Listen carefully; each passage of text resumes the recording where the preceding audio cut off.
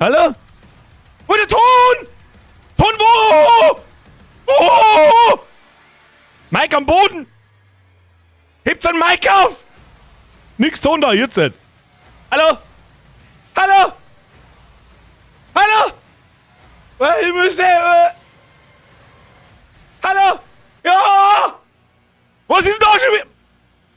Aus irgendeinem Grund erkennt mein scheiß Stream Deck schon wieder mein Headset nicht und mein Mikrofon nicht. Ich hab nichts da! Timmy Boy, nein! Ich hab schon gesehen. Ich war busy, es tut mir leid. Ich war er hat einfach so stark in meinen Pippal gedrückt, oder? Ich hab beißen müssen. Was soll ich machen? Timmy Boy, merkst du dir, wo ist denn der Lötz-Anton? Ich hör überhaupt nix. Warum hör denn nix? Man hört kein Hintergrundmusik, ich hör was...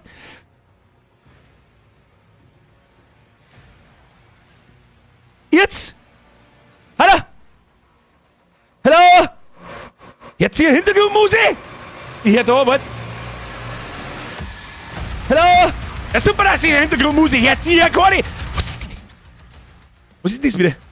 Was ist denn was? Wer, was? Warum? Wer, wo, wann, warum? Monitoren, Ausgabe, Monitoring. Hey, jetzt was? Wieso höre ich nix? Ich kann nichts hören! Ich geh mir nicht mehr aus. Hört ihr noch was? Jetzt höre ich Musik. Ja, Musik ist da. Bier und Hintergrundmusik. Jetzt ist es aus. Ja, wo ist jetzt? Dann stell es wieder so ein, was war, was weiß ich. Los mich! Los mich! Wird schon passen, keine Ahnung, aber die Musik ist in Dumm wichtig. Die ist wichtig. Hauptsache ich höre es am Spiel und ich höre es das ist das Allerwichtigste. Weiß nicht, was das heute wieder ist. Keine Ahnung. Was ist denn da eigentlich los? Kruzifix nochmal. Oh Gott, im Himmel. Wir spinnt sie ein wenig. Timmy Boy, merci, kriegst du dir daheim. Ton wo, Servus Benado, kriegst du dir daheim. Lucky, merci wieder €1. Wohne eine Bürger, geil. Das Wichtigste ist Zerpimmelung. Flea Frankie, Ton wo? Saurobode, grün. Dino, Doom. Alvarius, merci für 42 Monate. Brookie, merci für den Resub und 30 Monate. Herr Gensel, merci für 180 Monate. Du Gottverdammter Irre. Eine Kerze fragt die andere. Ist Wasser gefährlich? Die Kerze, da kannst du ausgehen. Sprengi! Is it you? Herr Gensel, merci. Bazooka, ciao, merci für eine 6 €. Jawohl, heute gibt's Zerpimmelung vom Feier. Ich hoff's. Ja, ich hab noch nix angeschaut. Ich hab mir keine Tests angeschaut, ich hab mir keine Kommentare angeschaut, ich hab mir keine Streamer-Reviews angeschaut. Nichts davon. Fucking nothing. Es gibt anscheinend schon wieder den einen oder anderen Skandal, wo Leute unzufrieden sind. Aufgrund der Monetarisierungspolitik seitens Microsoft, Bethesda, sonst was. Wer das Spiel für 80 € oder 110 € kauft, dem ist nicht zu helfen, währenddessen im Game Pass für 12 € drin ist. Da kannst du dir 10 Monate lang Game Pass kaufen anstatt das Spiel. Der verstehe ich nicht. Da muss ich mich aber auch nicht drüber aufregen, weil denen Leute ist nicht zum Helfen. Denen ist es gerne einfach wurscht. Das ist, was das ist. Alert-Sounds sind auch gar nicht da! Haben wir mir jetzt hier Alert-Sounds? Nur Monitoring, keine Ausgabe, Monitoring und Ausgabe. Warte mal, ich retriggere mal irgendwas. Ein Gerald von Plötze, weil der gerade da ist. Aber da. Jetzt hier was?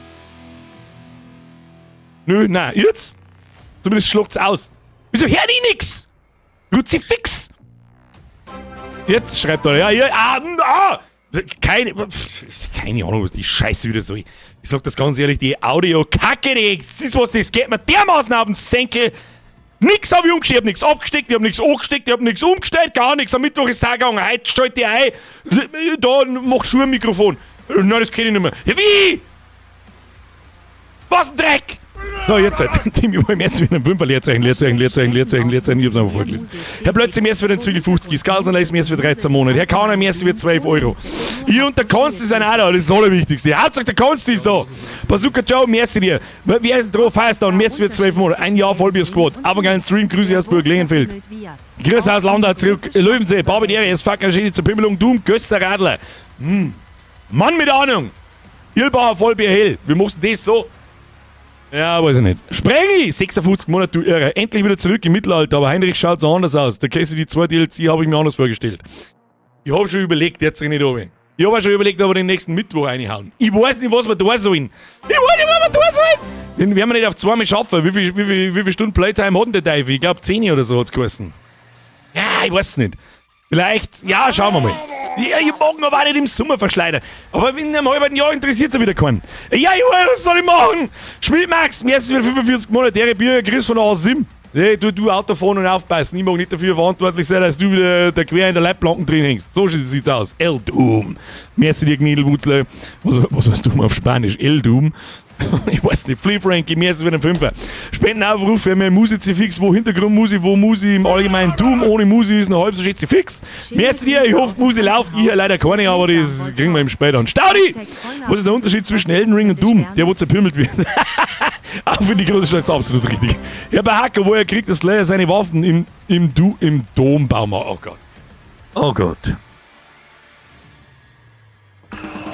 Dies verursacht physische Schmerzen, aber irgendwie ist auch gut. Timmy Boy, merci, okay, muss ich nicht wiederholen. Nein! Pizzini, schöne Grüße aus dem... Was? Der Blinddarm wollte raus. Was? Bist du... Kann man so spät noch einen Blinddarmstress kriegen? Du machst mir eine Freude. Ich hab da überall als Kind Angst gehabt. Und mit meinem Freundeskreis und mal, ich hab einen Blinddarmmaster gekriegt. Und ich hab mir gedacht, nein, ich mach nicht aufgeschnitten wie ein Gebäck. Selbiges übrigens bei meinen Weisheitszähnen. Hab ich auch immer noch drin. Da scheiße mir auch bis heute in die Hosen, dass die irgendwann raus müssen. Ich krieg einen Vogel. Moin nicht, die bleibt da. Halt, stopp! Es bleibt alles da drin, wo es ist! Pizzini, gute Besserung. Herzalspam, beim Blinddarm, da stirbt keiner, aber Herzalspam kann man trotzdem brauchen. Mein Maika, es become a member. Bist du nicht schon die ganze Zeit? Was tust denn du? Mein Maika! WB! Da die sagen, ich glaube schon, das ist das 28. Mal, wo du wieder resubst. Kuss auf die Nuss. Ab in den Chat, aber die Ehre Maika, das machen wir auch bei Leuten, die schon 28 Mal drin waren. So sieht's aus. Tobi im ersten 31 Monate. Doom! Los geht's mit dem Gemetzel. Ich hoffe wohl sehr. Welche Musik läuft bei Doom? Slayer! Das glaube ich nicht. Aber den letzten Soundtrack, den übertrumpft sowieso gut. Der Doom Eternal Soundtrack ist so brachial und so brutal und so gut. Ist schwierig, das zu toppen. Aber das Level halten, da hätte ich mich schon gefreut. Was wahrscheinlich nicht funktionieren wird, weil der musikalische Komponist nicht mehr dabei ist. Leute, ist ja gut jetzt. Knädelwutzel am ersten hier. Wir singen den Soundtrack von Doom. Die Doom-Sport. Oh Gott! Oh Gott! Was ist denn heute? Was? Oh Gott, ich mach ich direkt aus dem Battlefon, Alter. Knädelwutzel am ersten hier. Der Gärtner mit 50 Monaten. Am ersten wieder ein Resub. So, am Samstag geht's nach Ägypten. Ins Stella Beach Hotel und ich bin schuld. Ich wollte da keinen influenzen. Ich hab nichts damit zu tun. Ich glaube, ich sage ungefähr 28 Mal in diesem Video, nein, ich will weder Zeug dafür noch irgendwas, aber irgendwo irgendwas werde ich jetzt sagen müssen. Ich wünsche viel Spaß. Ich glaube, ich habe mich damals auch lang genug, das ist fast ein Jahr her jetzt, gell? Das war im Anfang Juli, krass, das war vor 11 Monaten. Geleckt mir doch am Arsch, Alter. Lecken Sie mich am Arsch, wie schnell das Zeit vergeht. Von der Woche war Weinfest, von der Woche um die Uhrzeit war ich bumm vorher, ne? Wo ist die Woche? Ich weiß es nicht, egal. Kruzifix. Bro zu schauen, ebenfalls mit 50 Monaten. Mehr für den Resub. Habe die Ehre miteinander, habe die Ehre zurück. So, ich wünsche dir viel Spaß in Ägypten. Fast wahrscheinlich zu einem besseren Zeitpunkt wie mir, weil da unten war es im Juli so dermaßen heiß, dass der Scheiße flüssig aus dem Arschloch und aus die Ohrschlasse rinnt. Counterwolf! Mir ist für 59 Monate. Aber dritt, der Little Blau-Weiße Chaos war heute mal im öffentlichen Radio auf Alpine FM unterwegs. Hab gleich gute Laune nach der Nachtschicht gehabt. So ist recht. Das läuft schon ziemlich lang da. Die haben mich irgendwann einmal gefragt, ob sie das spenden dürfen. Hab ich natürlich gesagt, Freunde, hauen Sie rein. Hauen Sie rein! Ich finde es schön, dass es immer noch läuft. Das Ding wird auch 5... Das ist 5 Jahre, das Scheißding. Wo? Was war die letzten 5 Jahre, Alter? Vor 5 Jahren Corona angefangen. So richtig. Das war der erste so... Na, jetzt sperren wir euch einmal ein daheim. Stell dir mir das vor, Alter. Ja, Wahnsinn. 10 Neues! Hab ich schon der Lust. Du, ja, ich habe eigentlich schon der Lust. Da, wo ist jetzt da das depperte Doom-Icon eigentlich hingekommen? Weiß man nicht. Startet das Spiel. Meine Damen und Herren. Heute gibt's absolute Zerpimmelung. Ich hoff's zumindest. Ich hab mir nichts angeschaut. Ich hab keine Ahnung, ob das Spiel gut ist, schlecht ist, ist mir ja scheißegal. Was ist denn das da wieder? Vielen Dank, dass Sie Doom The Dark Ages spielen. Kriege ich jetzt Mal, wenn ich das Spiel starten möchte, so eine Behinderten-Nachricht. Das Allergeilste ist ja, wenn der Launcher losgeht, steht dort ein Launcher/CPU Outdated Microcode Version Warning. Weiß ich nicht! Weil wir das Spiel eine CPU, die mindestens ein Jahr alt ist oder jünger. Fangen wir einfach an. Was soll ich machen? Oh, der Erdnussbrot mit der guten alten Hirnbrei-Batzletten. So, also acht. Bitte lehnen Sie. Oh, halt, stopp. Alert Sounds muss ich ausmachen, weil das darf ich nicht mehr mitkriegen, ob es da weitergeht oder nicht. Ob er mehr als wie 56 Monate geht und mehr als wie 18. Schluss jetzt mit einem Pumps. So sieht's aus. Dankeschön, Leute! Jetzt wird reingepimmelt! Ich hoffe, ihr habt Sound. Habt ihr Sound? Der Gerät. Muss BIOS-Update machen. Ja. Das macht der Zukunftsbürger eines Tages. Ralphie, mehr als für 48 Monate. Was ist das? Der Ostensionen und Natrivale? Ja, das kann ich am allerbesten lesen. Tu den Scheiß jetzt da weg!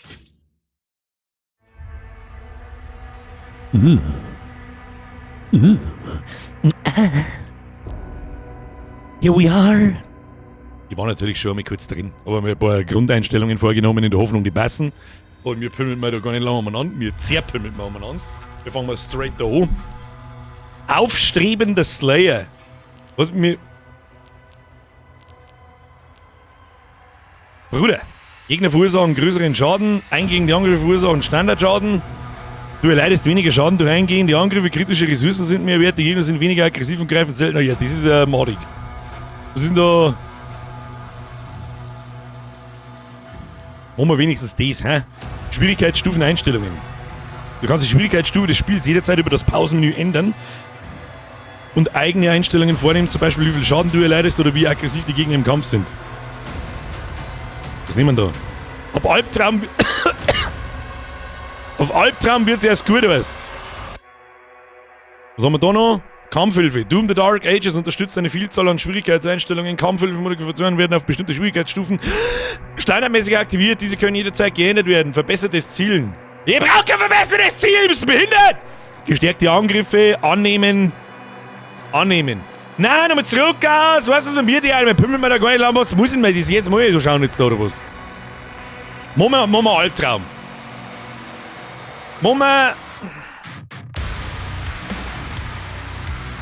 Ich mag mich auch nicht durch. Oh, hätte die Musik.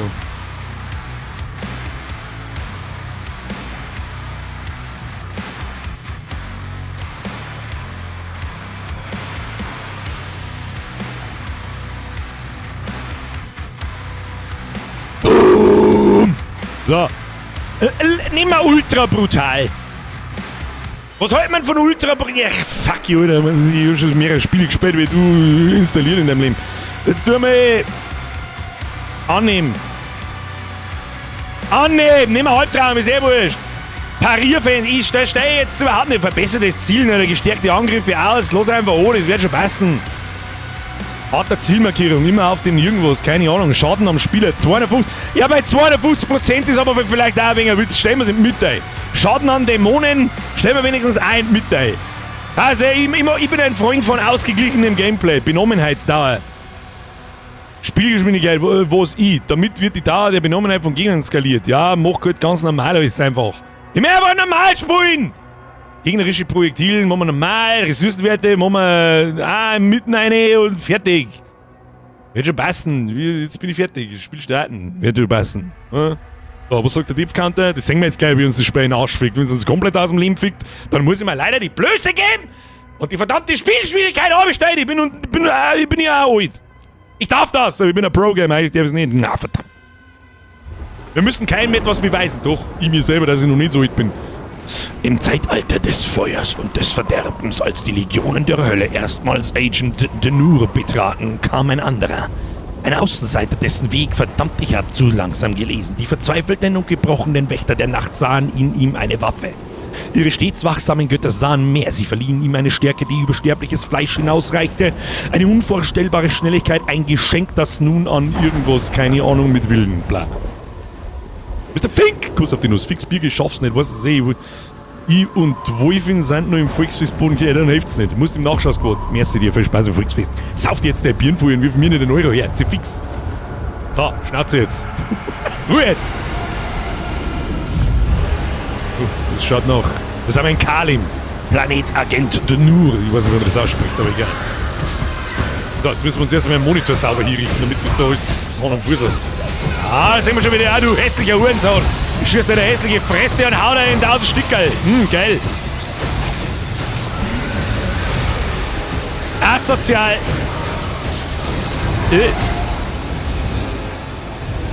Sauber in der Mitte auseinanderzipft. Das sehen wir gleich. Frankfurt, Bahnhofsviertel. Was habe ich da eigentlich schon wieder für eine lustige Locke? Ein weiterer vergeblicher Versuch. Hexe, du verschwendest erneut unsere Zeit. Ohne der Sergeant Herz gehen wir nicht von hier fort. Es ist in der Nähe. Die Rauch wird dieses Dorf in Stücke fetzen. Aber uns läuft die Zeit davon. Bald werden die Menschen ihn beschwören. König Novik, wir wissen jetzt, wo sie reinkamen. Aber es ergibt keinen Sinn. Die Barriere ist noch intakt, aber unseren Scans zufolge wurden 3 Portale von innerhalb des Dorfes geöffnet. Die Dämonen kamen an der Barriere nicht vorbei, also lassen ihre Anhänger sie rein. Thera. Die Transporter. Wie lange noch? Holt den neuen Bischof. Valens Kampfdivision braucht noch über eine Stunde. Sollen wir die Erdlands starten? Keine Zeit. Bischof Creed. Wir brauchen ihn. We need him. Bring it on. Das Schiff des Creedmaker. Haben wir das nicht mir oder so? Nein, das ist schon, die schauen aus wie die Besen aus Eternal. Ein bisschen. Kommandantin Du Fettsack! Thera, der Tempel muss bewacht Sind das die Guten oder ist die Besen? Ich verstehe es Das nicht Dorf ganz. Kalim ist eine Bergbausiedlung. Wenn es fällt, wird alles zerstört. Das Auch ist aber, die das ist Reserven. aber ein sehr schwach bewachtes Dorf, und das ist das Wichtigste ist auf der ganzen Welt. Startet den Slayer. Let's boot up the Slayer. Vollständige Säuberung des Dorfes Kalim angesetzt.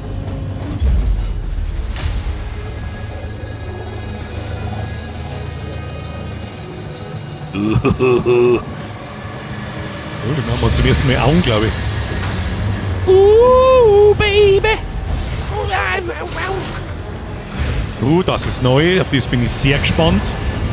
Warum ein Kettensog, wie man einen Schädel zu einer Kettensog machen kann.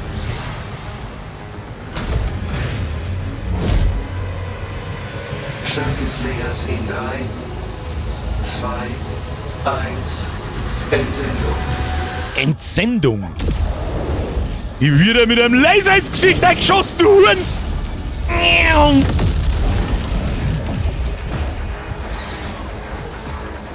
Okay, Musik, ich höre Musik. So, schauen wir mal, was passiert. Wo sind wir? Alter, ich hab schon so lang keinen Shooter mehr gespielt. Das wird jetzt sowieso erst einmal 2 Stunden lang die erbärmlichste Scheiße, die ich jemals gesehen habe, wahrscheinlich.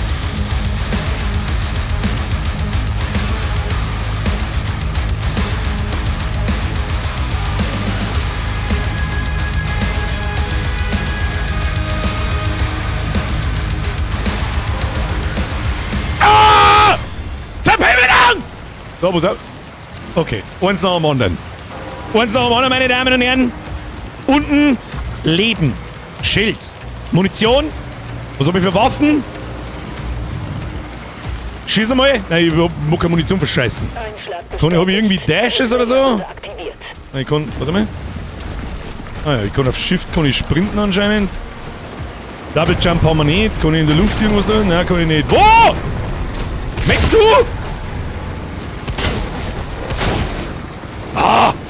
Oh, da haben wir was. Sonst noch etwa? Ah, das ist schon wieder so dermaßen schnell. Ich bin so alt! Ich kann schon wieder gar nicht schießen zum Singen. Vollgas daneben geschossen.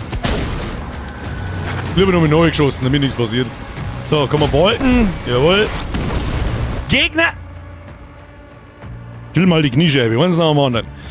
Halt die rechte Maustaste gedrückt, um von vorne kommende Angriffe mit deinem Schild zu blocken. Ist wahrscheinlich, da du das Schädel von Anfang an hast, eine massiv wichtige Mechanik. Wenn du zu viele Angriffe blockst, wird dein Schild für eine kurze Zeit deaktiviert. Sehe ich das irgendwo, was ich... Also, warte mal, ich will mal kurz auf Zeichen gehen, damit ihr das auch seht. Ich habe da noch so eine kleine Anzeige und da ist die rechte Maustasten markiert. Dann nehme ich mal an, ist das meine wie nennen wir es denn? Blockkapazität. Die werden wir gleich mal testen. So, wo ist denn da einer? So ist das. Okay, sonst ist da keiner. Was? Also wer noch die ersten 4 das Packerl schon braucht, der hat sowieso verschissen. So, jetzt schauen wir mal. Okay, es macht auch keinen Schaden. Das wird dann rot. Und dann wird die... die Muse schon wieder. Das testen wir jetzt einmal schnell. Warte, ich gehe mal auf Zeiten, damit es zusammen schon trinkt. Das macht doch nicht viel Shield Damage, nehme ich mal an. Das wird wahrscheinlich auch beabsichtigt sein, aber ist ja wurscht. Ich bin getroffen, was ich? Durchaus möglich. So, hier Vollsprint, rein in die Viecher jetzt. Wann die Mist-Arschlöcher? Da hängen ein paar Tote umeinander. Können wir die von hinten auch oder sagen, oder was ist denn? Ach du Scheiße. Schildsturm. Wenn du Schildblock verwendest, kannst du ein Ziel erfassen. Drücke linke Maustasten, während die Zielerfassung aktiv ist, um mit Schildsturm anzugreifen. Schildsturm kann verwendet werden, um große Distanzen zurückzulegen. Er verursacht Schaden beim Aufprall. Wenn sie das nicht einmal vernünftig... Achso, dann muss ich das bestätigen. Das hat aber jetzt nicht so ganz funktioniert, du. Wir warten, bis mein Schädel wieder aufgegangen ist. Schießen wir ihm dabei einmal in 1000 Stücke. Was muss ich da? Achso, mit der linken Maustaste, hoppala.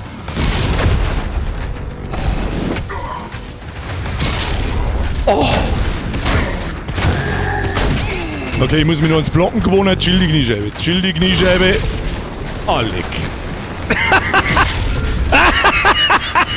Sind wir sofort drin. Sind wir so. Alec, geht das weit. Hochgradig. Bist du hier oder nicht? Dein Maul. Baby. Alec. Okay, das ist jetzt schon so dermaßen satisfying, dass ich nicht weiß, was ich sagen soll. Passt schon. Nice. Starke Mechanik. Ich liebe es. I fucking love it. Hochgradig sexuell. Haben wir schon drin. Wo muss ich hin? Also da muss ich auf. Ich sammle noch ein wenig Moon ein. Kann man die überhaupt einsammeln? Nein, kann man nicht. Die Frage ist jetzt... Ja, wahrscheinlich ist das dann mit so einem... Mit dem... Springen... Oh, wir fühlen uns halt ziemlich wuchtig um, muss ich sagen. Ich habe ein bisschen aufs Nussel gekriegt, weil ich die ganze Zeit auf den Sprint gedrückt habe, anstatt auf die linke Maustasten. Und es instant wieder vergessen habe. Warum Viecher das schießen, wenn man es einfach über den Haufen rennen kann? Geil! Nice. Das ist ein Haufen Schund. Kann das was? Kann was. Passt. Sehen wir da. Unbedingt schieße ich mich durch.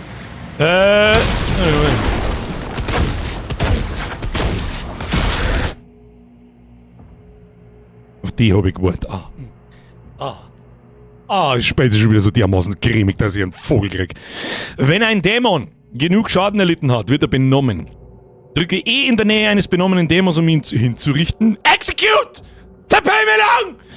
Die Hinrichtung von Gegnern hinterlässt zusätzliche Gesundheit. Ah ja, also der Finisher gibt uns Leben. Ich verstehe. Das war aber ein mordiger Finisher, du.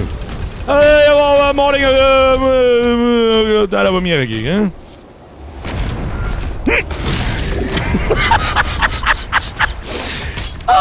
wird nicht langweilig. So, da, den kannst du haben und den kannst du haben und den kannst du auch noch haben und dann schieße ich dir ins Gesicht und dann passt es. So, was haben wir da noch?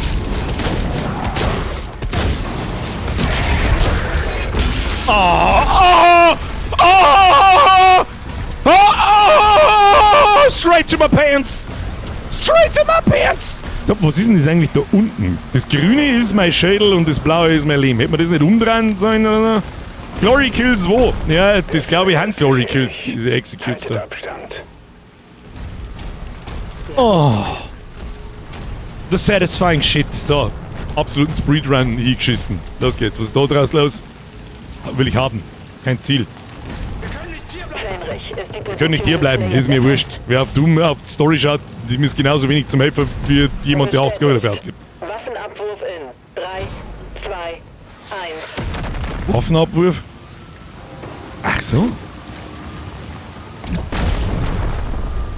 G benutzen. Was geht? Zum Demons Fisten oder habe ich jetzt 3 Hände oder was tue ich damit? Was ist das? Waffe erhalten. Elektrifizierter Panzerhandschuh. Drücke E, um einen Nahkampfangriff mit deinem elektrifizierten Panzerhandschuh auszuführen und eine Ladung zu verbrauchen. Ladung wo? Ladung rechts unten, anscheinend habe ich 3. Der elektrifizierte Panzerhandschuh kann bis zu 3 Ladungen speichern, was verheerende Nahkampfkombos ermöglicht. Wenn du einen Dämon mit einem Nahkampfangriff triffst, erhältst du Munition für alle Waffen. Und das ist jetzt genau der Flow, wo es hoffentlich wieder drauf hinausläuft. Wenn du Viecher finisht, kriegst du Leben. Und wenn du das im Nahkampf umhaust, fällt Munition aus. Ich glaube, das war in Eternal so, dass man es anzünden hat müssen, dann ist was Bestimmtes rausgefallen, oder vereisen, dann ist was Bestimmtes rausgefallen. Irgendwie so. Im Prinzip eines Glory Kills. Ladungen des elektrisierten Panzerhandschuhs füllen sich mit der Zeit wieder auf oder wenn du Nahkampfmunition in der Welt findest. Dämonen, die... Jetzt Ruhe mit der Rundunterei! Mich reinpimmeln! Auf den Zipfel gestellt. Skadusch, skadusch. Dämonen, die vom elektrifizierten Panzerhandschuh getroffen werden, können taumeln, was eine Gelegenheit für weitere Komboangriffe und Schaden verschafft. Also wahrscheinlich kannst du es halt benommen machen und dann finishen. Wie war der Finisher? Der war auf E. Aber der E ist auch gleichzeitig der Nahkampfangriff, also wird es dann automatisch in einen Finisher übergehen. Nehme ich mal an. Ja, geil, das werden wir auszufinden. So, jetzt mal kurz da überzeigen wir es eben erst wieder in Zügel 50 Kuss auf News. Warum scheißt da keiner Weihnachten. Was? Weihnachten HTS-Kugeln, das weiß ich nicht, was das ist. Aber der Dirk hat gesubscribed. So ist recht, Herr Dirk. Björn, merci für 22 Monate, Gandri, merci für Sim, Timmy Boy, merci für 1 Euro, Mr. Fink, merci für 1 Euro. So, jetzt ist Schluss mit Donaten, ich muss reinpimmeln. Das ist halt so, der Charge ist so geil. Jetzt muss man erstmal auf E irgendwelche 4 zusammendreschen. Jetzt warte mal, wo ist da noch einer? Hallo, trifft den Monat mit einem Nahkampfangriff, E und Munition. Ja, tu mir her jetzt da. Einfach ein Schein geben. Ja, easy, Alter. Wo ist noch einer? Okay.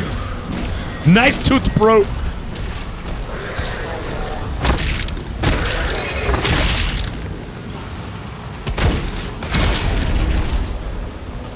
Da ja. Führe elektrifizierte Handschuh-Kombos mit 3 Treffern. Achso.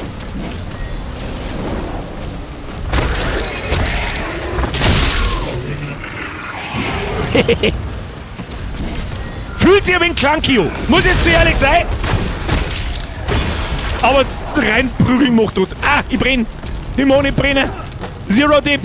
Was ist da los? Jetzt mit Kira zu Klump schießen, Alter. Was ist das da? Ah, da werde ich wahrscheinlich drauf haben müssen, nehme ich an. Nein, da nicht. Achso. Der gelbe Kantenmaler ist ja da kennen wir uns ja aus. So, easy going. Wo sind wir? Easy. Rein in die gute Stube! Oh. Oh. Ah. Ah. Ah. Ah. Ah. Oh, die haben ganz schön zu, da kriegst du gleich mehr Scheine Huren! Oh. Kann ich das auch in der Luft machen, das so chargen? Ich glaube schon, gell? Ah, das geht so.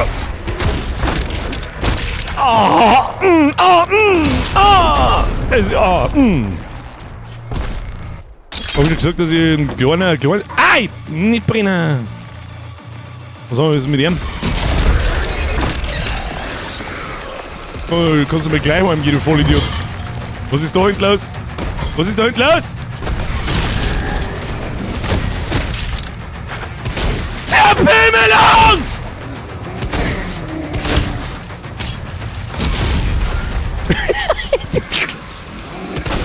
Wieso sind die jetzt in die Luft abgelöst? Das Haupttor wurde abgeriegelt.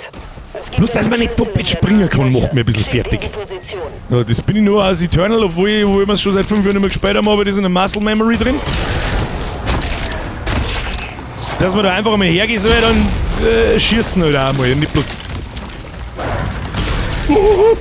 Dass du einen Vogel hast, Meister.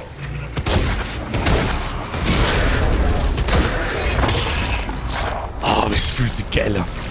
Fühlt sich richtig nice an. Richtig schön, wuchtig, voll auf die Fresse. Da gibt es da sonst noch was oder was ist das da? Naja. So, bin da! Hallo! Hallo, ist ein Feuer! Ah! Los mich stehen. Ah ja. Das glaube ich haben wir im Trailer gesehen. Grüne Höllenstromprojektile können mit einem gut angepassten Schildblock pariert werden. Das Parieren von Angriffen lädt deine Nahkampfschläge schneller auf. Ah ja, verstehe. Das ist wieder eine Ressourcengewinnung. Das heißt, Aber man muss jetzt das Timing so ein bisschen rausfinden wahrscheinlich. Da wird jetzt gleich nochmal was kommen. Nehme ich mal an, beziehungsweise die ersten Viecher, die mit dem kleinen Scheiß umeinander scheißen. So, was haben wir da? Wo ist einer? Da ist her. Hat's die schon? Maul halten, Maul halten, Maul halten. So, wo ist da noch? Ah ja. Easy. Und da haben wir aber ein sehr, sehr praktikables Zeitfenster. Du mir da den schon. Vollidiot! So, haben wir noch einen. Ist da noch jemand? Easy. Oder anscheinend ist mein Schädel also gerade so der ganze Bildschirm. Passt, nimm ich. Wo? Gerade was Grünes. Mir geht noch so ein Dash ab irgendwie. So in die Luft springen, 4 dashen, das hat mir eigentlich schon ganz gut gefallen. Das brauche ich aber einen Gegner und einen Schädel. Der Double Jump geht auch irgendwie noch, aber wer weiß, was noch kommt. Schauen wir mal. Ah, Moon, Moon. Ach du Scheiße. What the fuck? Der hat aber schnell so einen kleinen Scheißdreck geschossen. Dass mir das Viech in 1000 Stück ballern. Sobald die benommen sind, werden einige Dämonen anfällig für Glory Strikes. Glory Strikes können Angriffe stoppen oder sogar Dämonen schwächen, aber sie werden sie nicht töten. Glory Strikes hinterlassen Gesundheit, aber ist das nicht dasselbe wie... Ja, schau mal, was passiert.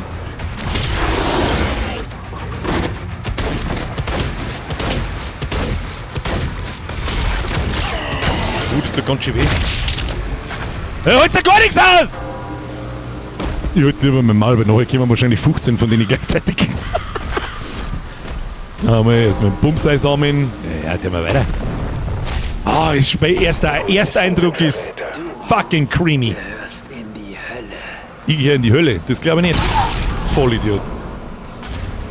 So, was haben wir da? Er ist am Ground Zero. Schlüssel geortet. Schlüssel ist aber ziemlich sauber für das, dass er keinen Wanst mehr hat. Blauer Schlüssel gefunden. Zugang mit blauem Schlüssel gewährt. Okay. Was ist das? Hallo! Oh, das sind meine Friends. Ach du Gott im Himmel. Jetzt habe ich wieder irgendwas übersehen, glaube ich. Um Gottes Willen.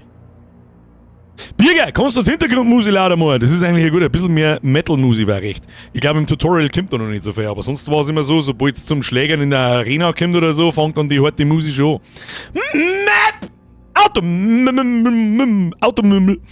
Drücke, was auch immer das sei, ich glaube, es ist Shift.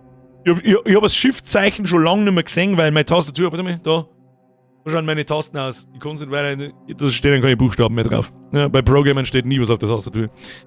Drücke Shift, um die Automap aufzurufen. Nein, das ist überhaupt nicht Shift, das ist Tab. Oder was ist denn das? Und das Missionsgebiet in deinem Dossier anzuzeigen. Deine Automap zeigt dir, wo du schon warst und wo du noch hin musst. Darauf werden auch wertvolle Gegenstände in der Nähe angezeigt, also sieh regelmäßig nach. Let's have a look. Aha. Da haben wir gekommen.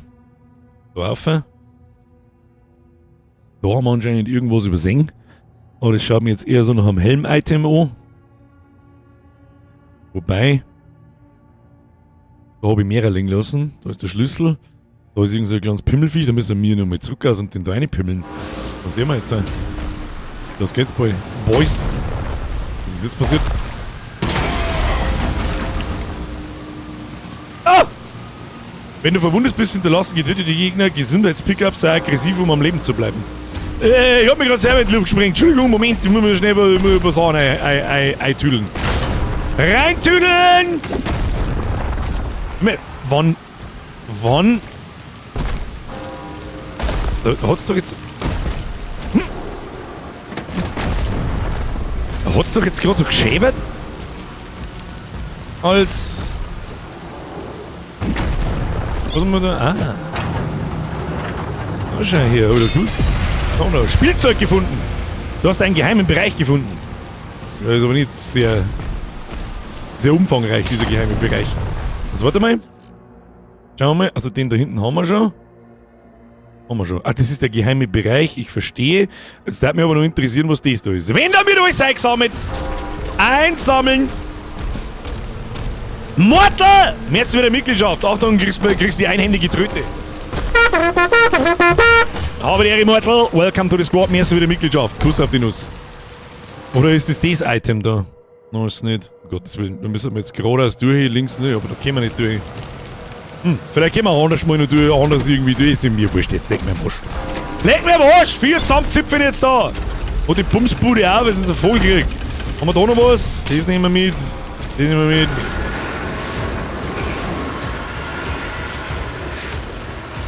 Höllenkache. Tötet er die Dämonen, schließen sich die Portale. Ha! I'm a simple man. Drücke H, um die aktuellen Ziele anzuzeigen und um Zielmarkierungen in der Welt zu aktivieren. Okay.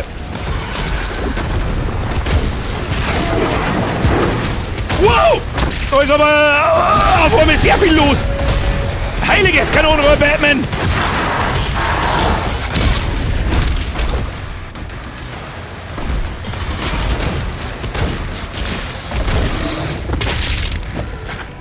Jetzt, meine, müssen wir uns ein wenig zusammenreißen. Geht aber sehr früh, sehr narrisch los, du. Ja, hab schon verstanden. Viecher zerpümmeln macht Höllentor zu. Sehr schön. Haben wir da sonst noch? Was ist das blaue Glump da eigentlich? Das schaut doch vernünftig aus da. Aha, aha. Oh, ich bin so gespannt, wenn wir neue Waffen kriegen. Da hat es in Eternal auch so eine geile Waffen gegeben, die im Prinzip nichts anderes wie ein Sturmgewehr war, aber die teilweise automatisch zielt hat, wenn du damit drauf warst und so. Die war so satisfying. Also, wo wir überhaupt hin müssen, was ist denn da hinten los? Der Vogel hast du voll Idiot. Maulleuten. Oh! People mit Schädel! So, mal.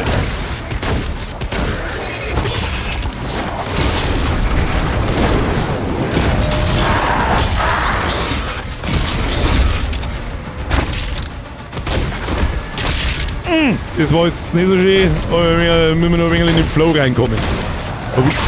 Ob ich das gefällt. Da, was tue ich mit dir? Umlaufen und einfach ins Knacker schießen, passt. So, was haben wir da? Ist Space schon fucking creamy, gell? Also da gibt's immer gar nichts. Was haben wir da? Wo muss denn überhaupt hin? So waren wir schon. Warte mal. Machen wir so. Da schaut jetzt nach pinkem Schlüssel aus. Pinke Schlüssel schaut gut aus. Na, da mag ich aufheben. Okay, das hat nicht Sicherheit. Was ist da los? Ist da was los? Ist da was los? Da ist noch nichts los. Was muss ich da tun? G benutzen. Das ist so eine neue Waffe. Was ist das? Waffe halten. Schredder. Der hört sich gut an. Haha. Schienennagelschredder. Im Ernst jetzt? Selbst in der Zukunft ballert man mir mit Schienennägeln umeinander? Okay, why not? Der Schredder ist eine vollautomatische Waffe, die ein Sperrfeuer von Nägeln mit Widerhaken auf Gegnern abschießt. Sie ist ebenso effektiv auf kurze Distanz wie auf weite Entfernung, solange du das Ziel im Visier behalten kannst. Halte Q gedrückt, um das Waffenrad zu aktivieren und aus all deinen Waffen zu wählen. Drücke Q, um zu deiner vorherigen Waffe zu bewegen. Ja.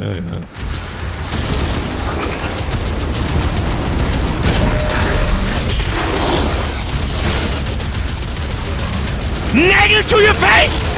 Da war ein Glory Kill drin gewesen, hab schon gesehen. Maulleuten. Ich hab ganz schön. Die machen aber auch ganz schön Schaden, die Teufel, gell? So ist es nicht. Großer Spaß. Großer Spaß. Und das Ding noch was anderes? Warte mal, jetzt sind wir mit das Ding hier. Ich hasse diese Waffenradl. Herr Bogner! Was ist denn mit Ihnen? Tu mir gescheit! Was tu mir gescheit? Ich sag da nur Pro-Gaming. So, wo müssen wir überhaupt hin? Ich hab da keinen Dunst. Ich geh jetzt mal. Was ist eigentlich das da? Kann ich nicht mit 1 und 2 auch Waffen wechseln? Ja, kann ich. Das bin ich mehr gewohnt. Herr Bogner, merci dir! 20 sind 2 und du weißt das. Freilich weißt das. Inklusive mich. Das ist so ein wenig los. Was war jetzt da wieder? Jetzt möchte ich aber auch hoffen für dich, du Huren. Was haben wir da? Zurück mit dir. Oh, geschlafen. Geschlafen. Okay, also, Finisher regeln unser Leben. Wir müssen mehr finishen. Und wir in Eternal, je aggressiver das man spielt, desto besser lebst. Na! Das war kein Topf.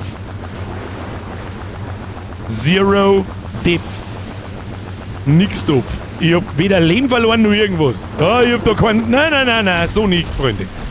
So nicht! Ja, verdammte Scheiße. Was soll ich machen? Sowieso nur so eine Frage der Zeit da. Aber müssen wir da... Ach so, wir brauchen den lila Bämsel da. Lila Bämsel! Geheimschlüssel. Zugang mit Geheimschlüssel gewährt. Kamera. Da ist der Boss hinten. Haben wir da einmal... Haben wir da irgendwas übersehen? Den hätten wir fast übersehen. Da gehen wir jetzt da oben, springen wir da oben und dann pinnen wir da hinten den Boss zusammen. Das ist eine gute Idee. Haben wir da grob richtig? Ich weiß es nicht. Ich springe jetzt da mal oben und schau, was passiert. Servus, grüß Gott. War das nicht da? Warte, was da? Sag ich da. Da, was ist da drin? Da ist gar kein Gegner drin. Spielzeug. Ich mag kein Spielzeug. Das schaut aus, als müssen sie einen Boss killen. Da ist gar kein Boss. Wow. Du Fetzer! Hast du einen Vogel aus? So, auf jetzt da. Ich check nicht, warum sie die Gore Glory Kills ausgenommen haben. Also, ja, aber vielleicht kämen sie ja auch noch. Also, es darf mich aber auch wundern, wenn sie die ausgenommen haben. Das sag ich jetzt auch, wie es ist. Ich meine, das war ja...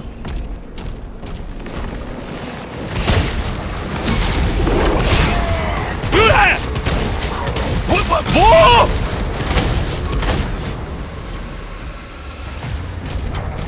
Also, hinter mir spawnen ist das letzte, Freunde der Sonne, gell?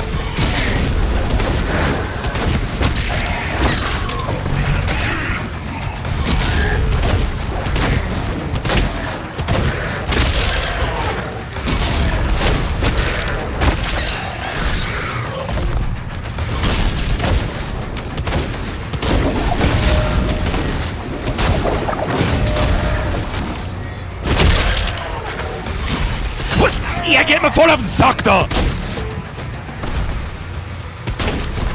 Hol ich mal was Blaues.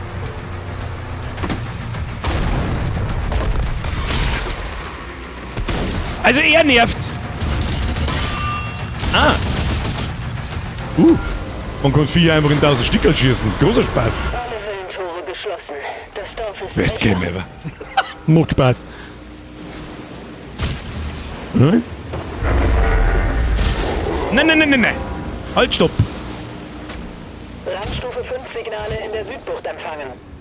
Ein Titan. Die roten Dinge. Kann man auch noch eine ballern. Und dann was ist da hinter mir? Wie hinter mir kommt irgendwas. Wir haben ausprobiert, was da so passiert. Ja, recht viel. Ich glaube, das ist schon effizienter. Leichen kann auch ein bisschen länger liegen bleiben. So wird auch freiwillig, wie es ist. Was ist denn da jetzt los? Franz, jetzt für 8 Monate. So, fertig mit der Nachbarschaftshilfe und jetzt schauen wir, ob die selbst kann. Also der erste Eindruck ist schon mal sehr gut. Mr. Russe, Kuss auf die Nuss, merci dir. Irgendwas wolltest du fragen, aber ich hab das Gefühl, dass mir gleich wieder ins Kreis geschossen wird. Wollte gerade fragen, ob wir jetzt schon 300 Tipps seit der neuen Season haben. Dabei ist schon wieder ein halbes Jahr rum. Das heißt, bald ist sogar Oktober, beste Zeit für Stream. Hau ab! Das ist alles, was ich weiß. So, jetzt gehen wir erst mit da rein. Gibt's da was Schönes? Was mir gut gefällt, ist, dass sich jeder Schritt so anhört, als da die 400 Kilo wiegen. Was ist das? Ein Lebenssiegel kann verbraucht werden, um dich wieder zum Leben zu erwecken und deine Gesundheit aufzufüllen, wenn du getötet wirst. Easy. Falls du stirbst und keine Lebenssiegel mehr hast, startest du am letzten Speicherpunkt wieder neu. Es gibt ein Limit für die mögliche Anzahl an Lebenssiegel in deinem Besitz. Wo stehen denn die? Steht das irgendwo? Ah ja, rechts oben. Okay. Um Gottes Willen, es kann man bis zu 3 so Dinger haben. Das heißt, es ist eingerechnet, dass man stirbt. Nicht gut. Ja, was soll das? Leise. Sie haben ihn rausgelassen. Sie haben ihn rausgelassen! Ach du Scheiße. Ach du, was ist denn das? Oh, jetzt haben wir... Jetzt ist da herum... Ach, so ist das. Hab schon verstanden!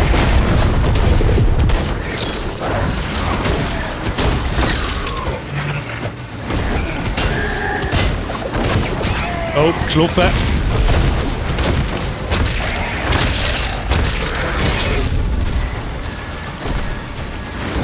Wo sind die Gegner? Oh. Erste Doof incoming!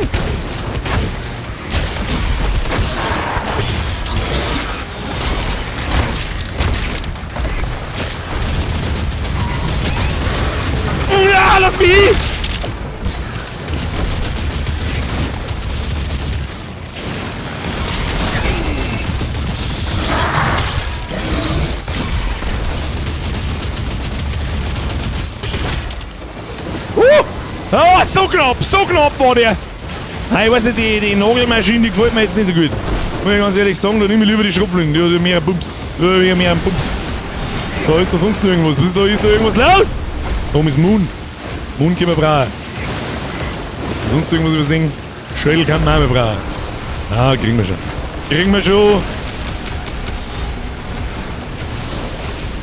Du wiegst also viel, eigentlich wahrscheinlich wiegen wir wirklich 400 Kilo, ja, das stimmt. Jemand muss auf dieses Geschütz.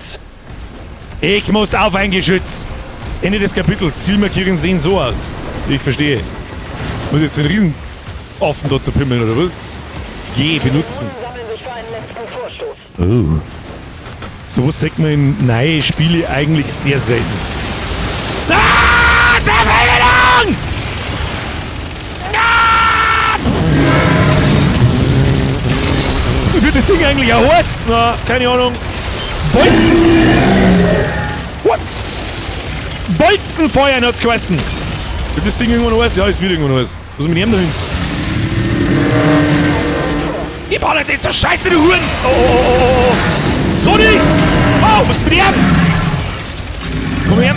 Ich schieße mit Kniescheiben! Handdämonen Kniescheiben! Ich schieße mit Kniescheiben rein! Alter, wie gut ist das? Ich schieße in die Fresse, du Hurenmaul!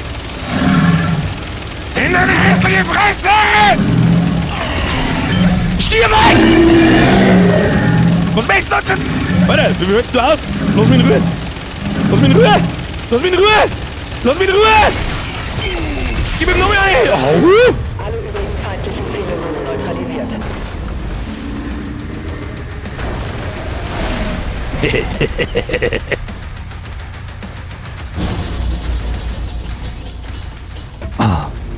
Es tut so gut, mal wieder so ein richtig geil stumpfes Baller die Scheiße aus die Viecher raus. Spät zum Speien. Holzkopf! Habe die Ehre. Welcome to the Squad, jetzt wieder Mitgliedjob. Ab in den Chat. Sie haben uns belogen. Er wurde an die Leine gelegt. Die Maker glaubten, eine mächtige Waffe wie der Slayer. Müsse geführt werden. Und du stimmtest zu. Er ist keiner von uns. Sie wollen Zusicherung. Genau wie ich. Was? Jetzt chill mal, ich bin ein netter Kerl.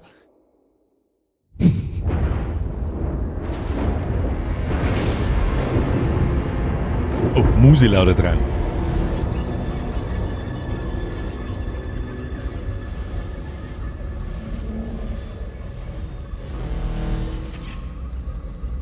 Die Bestie wütet erneut in unseren Reihen. Und dennoch lasst ihr euch noch immer leiten von dieser Auszeiterin.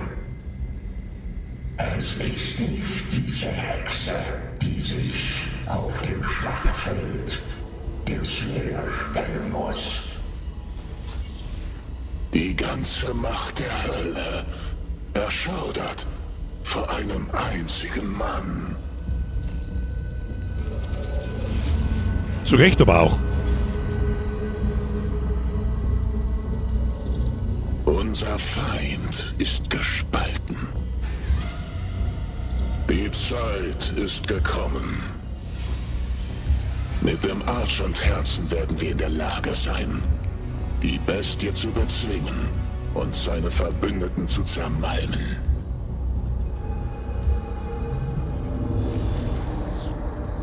Die Horde untersteht eurem Befehl, vorerst Prinz Ethric. Der Hohe Rat ist bereits äußerst gespannt auf eure Fortschritte.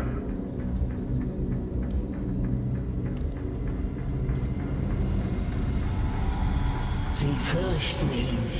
Die Hölle ist also nicht vollständig unter deiner Kontrolle. Meide den Slayer. Wir sollten uns zunächst um die Menschen kümmern.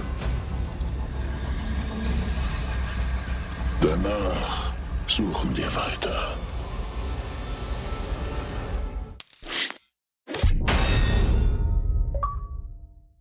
Ja, 50%? Oh ja, einiges übersehen, du. Geheimnisse 3 von 6. Geheimnisse plus 3. Codex-Einträge 0 von 2. Spielzeugsammlerstücke, die haben wir gefunden. Was uns das bringt, weiß ich nicht. Skins. Man kann Skins finden in die Level. Gewährte Gegenstände, Imp. Shield Soldier. Was kann das? Naja, das ist ja dann zum nochmal spielen und so weiter. Naja, gut. Wie viele Kapitel haben wir? Ja, sagt man nicht. Ich glaube, da steht jetzt 22. Ich wollte gerade sagen, ich glaube, ich habe irgendwo gehört 22 Kapitel. Prinz Azraks Suche nach dem Argentherzen setzt sich fort. Er versucht nun, die Verteidigung der Wächter zu schwächen. Ich glaube, dass mir scheißegal ist. Ich komm, haut der Pfotzenblutig. Wächteraußenposten, Planet, blablabla, ob ich nicht mehr lesen kann. Um Gottes Willen kommen da mehrere so riesengroße Fette. Wie gesagt, für die Frauenquote, so ist recht.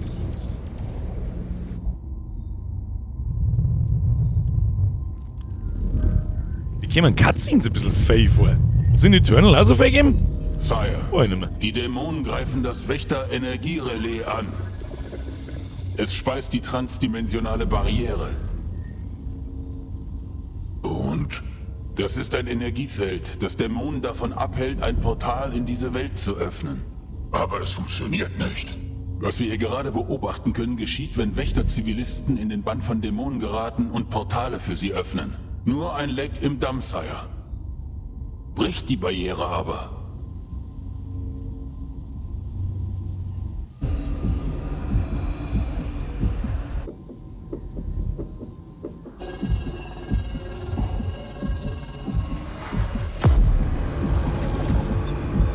Wenn ich so ein ultra krasser Motherfucker bin, wieso los mich nie dann eigentlich umeinander kommandieren, wie es einer passt? Haben wir wieder unter so einem Bann oder was ist denn das da, das goldene Klump? Erhöhte Slayer-Vitalwerte. Tja, scheint, dass sich das da gerade von selbst erledigt, was ich gerade gesagt habe. Ah ja. Slayer, bereit für den Start. Erstaunlich, dass er diesen Energiestoß überlebt. Ja, wir bereinigen seinen Verstand. Übrig bleibt nur sein Hass auf Dämonen. Doch sein Widerstand gegenüber dem Transportstrahl nimmt zu. Wir haben den Creed aus diesem Grund bereits um weitere Energiereserven gebeten. Startet den Slayer unverzüglich. Slayer!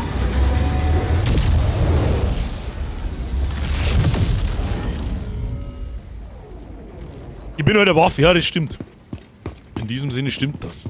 Aber nicht zur Gaudi beäugt uns dieser König da die ganze Zeit so und ist ein wenig skeptisch, weil wir mir mit Sicherheit ausbrechen und sagen jetzt mal Schluss mit dem Scheiß. Mr. Ronnie! Warum mir schon wieder Subscription so zeigt werden, das weiß ich nicht, aber merci für dein Abo. Er ist an der Abrufzone. Waffenkapsel wird abgesetzt. So, ich bin da wieder! Waffenkapsel mit oh ja, in jeder Mission eine neue Waffen, das mag ich gern. So, trotzdem geht mir immer nur so eine Art Dash ab. Geh!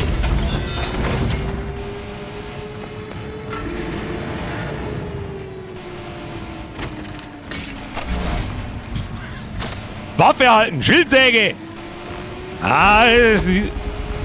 Jetzt kommt mit der... Oh yes! Drücke R, um die Schildsäge auf einen Dämon zu werfen. Sie gräbt sich in stärkere Dämonen ein und betäubt diese kurzzeitig. Schwächere Dämonen werden zerteilt. Du Scheiße. Ach du Scheiße, das ist wie ein Kettensack, die fliegen kann. Wenn du die Schildsäge auf überhitztes Metall wirfst, wird es sofort zerschmettert. Ah, das ist also der Shieldbreaker.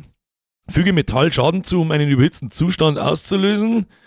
Und wenn die Schildsäge auf überhitztes Metall... Okay, durch das Zerschmettern von Metallobjekten werden Wege in der Umgebung geöffnet. Okay. Ich hoffe, ich komme das wieder alles so auf...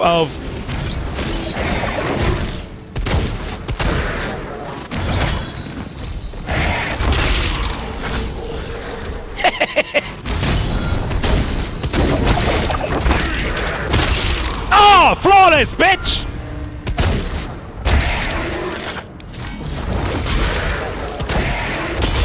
Oh, da kommt... Oh. Ey, sie... Das ist ein großer Spaß. Was ist mit dir, du Vollidiot? Ja, ist schon recht.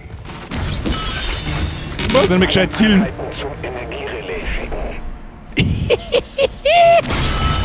Muss man bloß so gewohnen. Ahaha! Was war das? Ach, erst drauf. Ah, okay, nice. Nein, ich verstehe. Kriegen wir schon. Was ist da hinter mir? Du, ja, kein Pimmelscheiß nicht mehr. Ich sag das.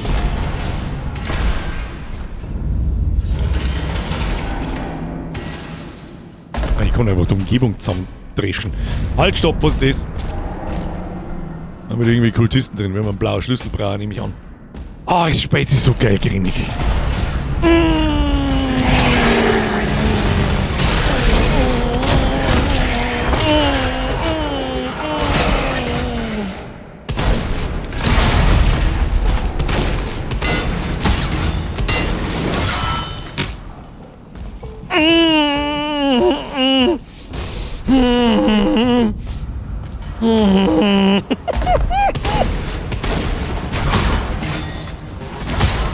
Warum geht das? Ich finde, man sagt nicht gescheit, wann die aufgelohnt sind. Na, finde ich, sagt man nicht gescheit. Finde ich nicht gut. Finde ich nicht gut. Wir werden wahrscheinlich eher mit dem Ding da drauf. Ach, G benutzen. Birger freut sich wie ein kleiner Voll! Endlich mal wieder ein gutes, stumpfes, geiles Ballerspiel! Und das ist ein peinlicher Auftritt, du Vollidiot. Eben das werden sollen. Was jetzt sein? Was mit dem Aber soll mir recht sein. Wahrscheinlich laufe ich schon wieder an 100.000 Geheimnisse vorbei, aber ich glaube, das war wurscht ist. Speedrun, Baby!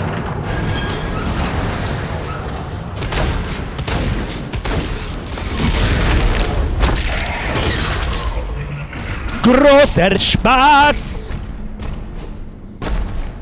Irgendwas los. Die können wir immer brauchen. Aber mehr wie 50 können wir nicht nehmen. Jetzt sollten wir da mal irgendwie grob schauen, wo wir hin müssen.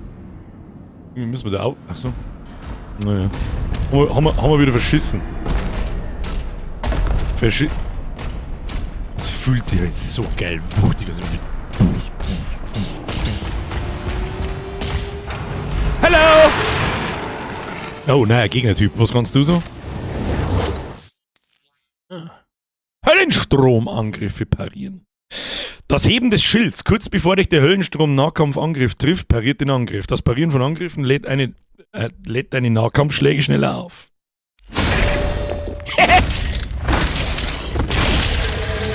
Vollidiot! Oh! Ich bin aber jeder Vollidiot. Oh, nicht blockt. Alter, der... Oh, shit. Wieder geschlafen. Ja, das Parieren ist wichtig.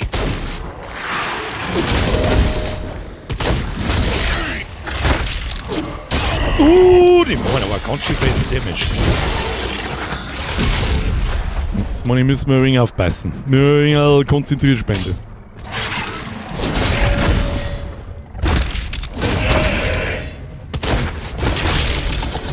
Ja, irgendwie...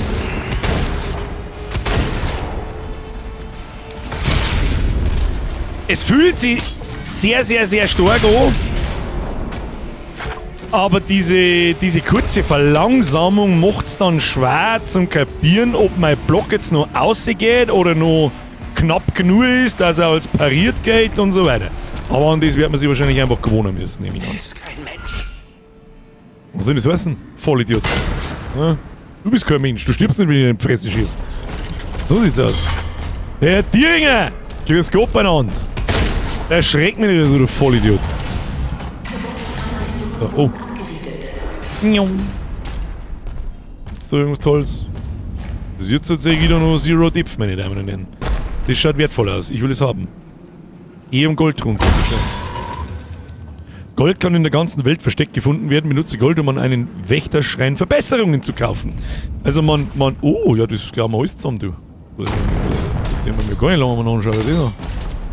Alles muss eingesammelt werden. Verbesserungen sind dann doch wahrscheinlich recht wichtig. Wenn ich mich richtig erinnere, in Eternal war es auch so, dass er jede Waffe 2 verschiedene Feuermodi gehabt hat. Haben wir jetzt da auch noch nichts davon gesehen. Kann ich mir nicht vorstellen, dass das weg ist. Haben wir da. Na, wo geht's denn dann weiter?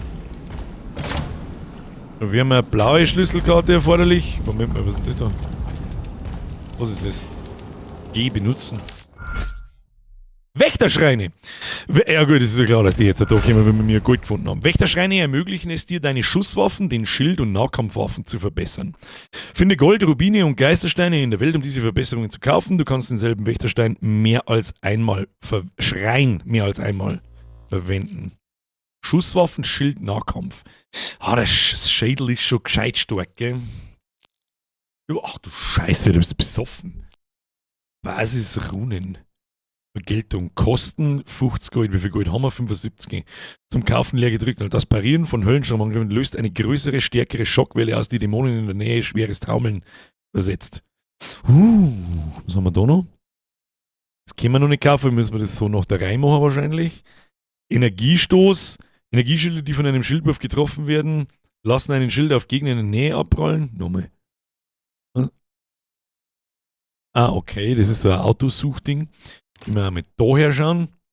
Kampfschrotflinte. Brandstiftung. Wenn du einen Dämon mit der Kampfschrotflinte genug Schaden zufügst, wird er in Brand gesetzt. Dämonen, die vom Brand betroffen sind, hinterlassen Rüstungspickups. Oh! Okay. Ja, auch geil. Eigentlich auch geil. Weil ein paar Mal waren wir schon hart am Limit. So ist es nicht. Und was ist da damit? Einschmelzen. Dämonen mit Brand, der von Kampfstoffen wurde, hinterlassen mehr Rüstungspickups. Der von Kampfstoffen wurde Brand lässt Dämonen explodieren, wenn sie getötet werden. Das ist so geil, stumpf, weil das bringt da wahrscheinlich überhaupt nichts, dass es zerreißt, aber du musst dich für uns entscheiden. Dann nehmen wir lieber, dass es zerreißt. Warte, wie schaut das aus? Ja gut, ich mache ein bisschen Schaden rundum, gell.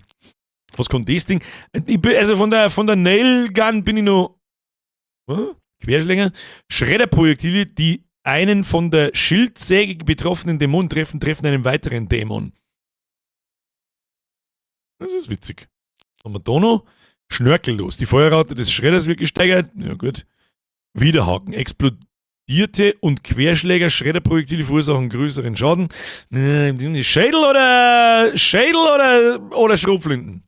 Vor allem, ich weiß auch noch, in Eternal bin ich ja im Endgame immer nur mit der Schrotflinte umeinander gelaufen, weil die Schrotflinten einfach der most satisfying Shit ist, den es gibt.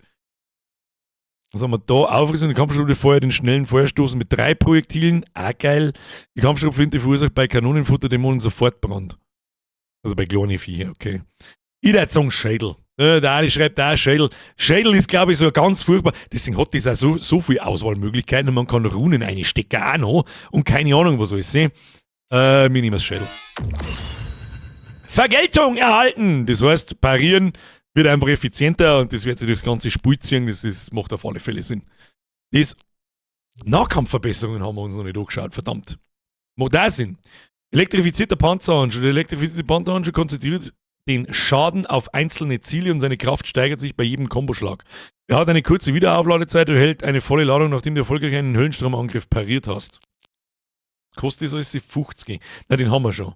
Nicht genügend Währung. Erhöhe den Schaden des letzten Treffers deiner elektrifizierten Kammer. Ja, gut. Was haben wir da? Das Parieren von Höllensturmangriffen beschleunigt die Regeneration deiner Nahkampfladung. Das ist stark. Schockstoß, der erste Treffer deiner elektrifizierten. Ja, was nicht, was es gibt. Ah, da wachsen wir Stiegel für Stiegel rein. Da, was da los? Haben wir da sonst irgendwas zum Aufglauben übersehen? Ich hoffe nicht. Was ist denn das da? Warum kann ich. Warte mal. Warum hängt denn das da so in der Luft? Was kann ich da auf? Nein, man kann ja nicht. Bin ich nicht gewohnt. Dass man da nicht. Markiert ihn auf der Karte des Layers.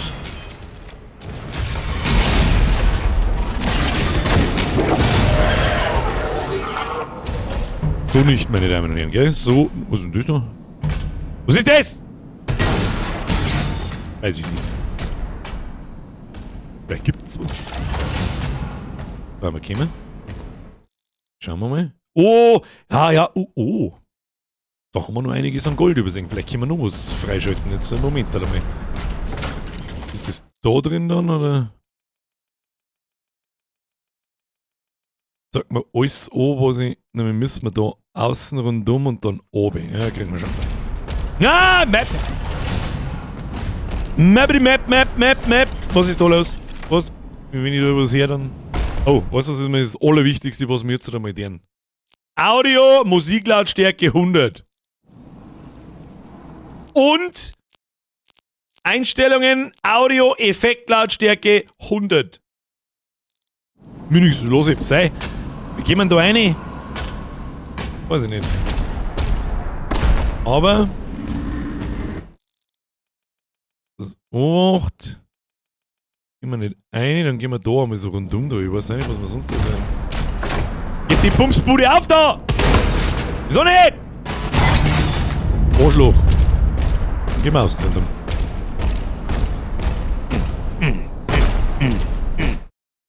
Ach du Scheiße. Stone Imp. Der Stone Imp kann die Schildsäge mit seiner Steinhaut ablenken. Huren. Er ist anfällig für Schildsturm, der ihn explodieren lässt. Wie viel soll denn ins Gesicht, sondern die Vorder ins Gesicht voll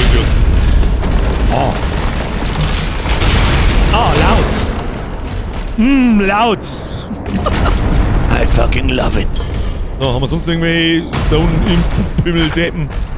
Pümmelsepp, hallo? Sind wir da hinten rein? Nö. Warum nicht? Versteh ich nicht. Das ist egoistisch. Da schreckt ich ein bisschen. Hinter da schreckt ich ein bisschen. Das ist nix. Was haben wir da? Ah ja. Schaut nach Geheimgang aus. Mit der Umme. Was ist denn das da? Monitorschüssel. Easy. Was ist das? Was ist das?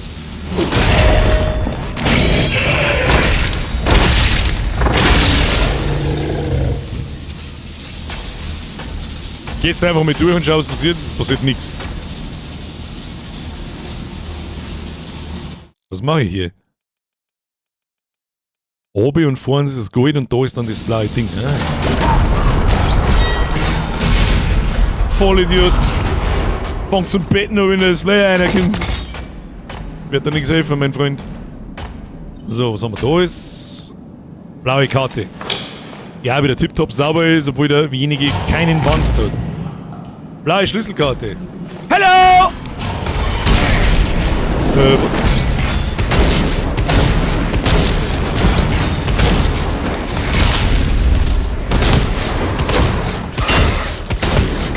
Putzen halten.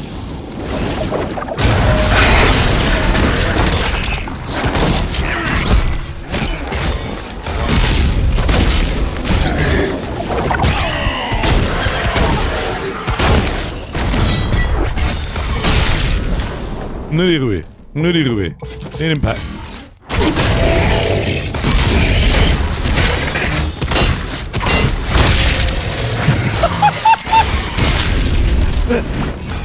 Großer Schwein. Die nerven mich jetzt schon. Die gehen mir jetzt schon auf den Sack mit einem Bild. Oder? Guck mal, die Kniescheibe, was ist mit dir? Der Wichser da oben, der die ganze Zeit die Scheiße da oben anwirft.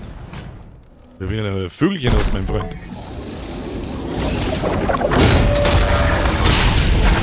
Ja, ist schon recht. Ist schon recht! Gibt's da irgendwas? Auf der anderen Seite gibt's ein Gold. Da unten gibt's auch Gold. Wie kommt man da oben? Wie kommen die... Ah! Das bringt vielleicht auch mal was. Vielleicht müssen wir aber einfach auch da aufhören und den Rest finden wir dann schon. Rest finden wir dann schon. Holen wir uns einmal noch die Munition da hinten. Die Rüstung mal. Kann man da noch mal einen Wächter schreien.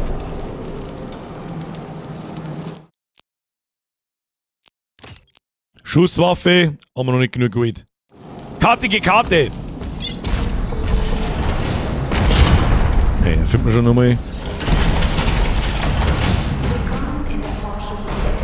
Forschung und Entwicklung. Was wird denn da geforscht und entwickelt? Moment einmal, das gibt's ja nicht, dass man mir da... Das gibt's ja nicht. Irgendwie... Mit der Karten, die hat mich in die Törner schon genervt, das weiß ich schon, aber wie kommt man da oben? Da hinten neben dem Schrein durch? Hallo! Können wir jetzt da rein? Gehen wir wieder nicht rein? Kruzifix nochmal. Wir kommen da oben. Das habe ich noch nicht so ganz verstanden. Da oben gibt es auch noch eine Gold, aber ich weiß nicht, wie man hinkommt. Aber irgendwie ist keine Musik da. Das stimmt. Jetzt gerade war aber tatsächlich keine Musik da. So. Machen wir einfach mit Map Progress. Hilft ja nicht. Irgendwie müssen wir sowieso da oben kommen. Ich springe jetzt einfach mal da rein und dann schauen wir, was passiert. Da, bin da! Easy. Was ist los? Ach du Scheiße.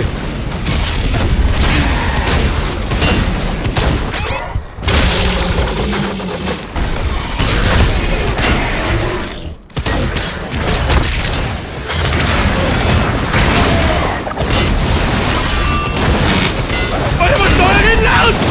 Chill boy! Woo!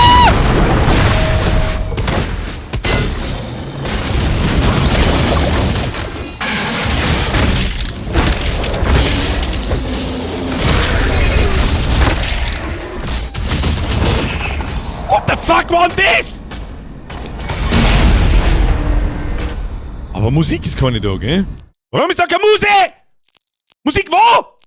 Ich tue mit Musik einfach wieder auf 90 Jahre, vielleicht ist der Bug, was weiß ich nicht, ich mache mal so. Warum ist da keine Musik? Soundmix-Optionen aus, Überbrückung, Kopfhörer, machen wir mal Kopfhörer. Slayer, Schmerzenslaute an, ja natürlich, aber warum keine Musik? Kann ich so nicht. Also wenn bei der Schlägerei ja, keine Musik nicht kommt, ich sehe von lauter 4 und aufs Maul kriegen, sehe ich nichts. Weiß ich auch nicht, wann da noch nicht kommt. Oh, neue Waffe oder was? Was ist los? Was ist los? Streamer-Modus oder so? Guter Punkt, Springer, guter Punkt. Waffe halten, Beschleuniger. Das lesen wir erst einmal das.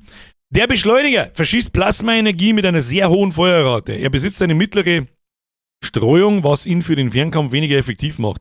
Als Plasmawaffe kann er auch schnell Energieschilde überladen, um eine Explosion zu erzeugen. Entschuldigung. Ich verstehe, lass mich... Ah, ja, sehr gut. Ist der... Malender. Aber Musi fällt mir. Aber vorher war doch... War noch gar keine Musi nicht da, oder?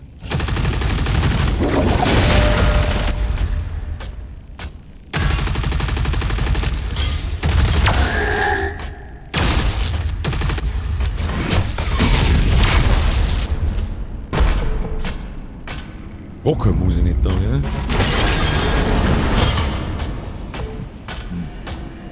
Behagt mich nicht. Behagt mich nicht. Alles, was ich den ganzen Tag her ist. Was ist das?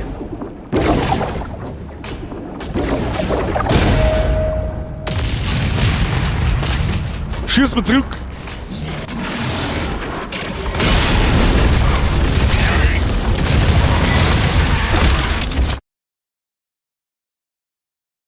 Was?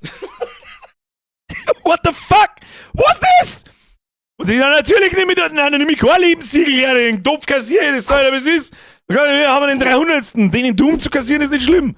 Machen wir jetzt nein, ich möchte wissen, wo der letzte Speicherpunkt war. Letzter Speicherpunkt laden. Okay. Ja, gut. Wollen wir da drin gewinnen?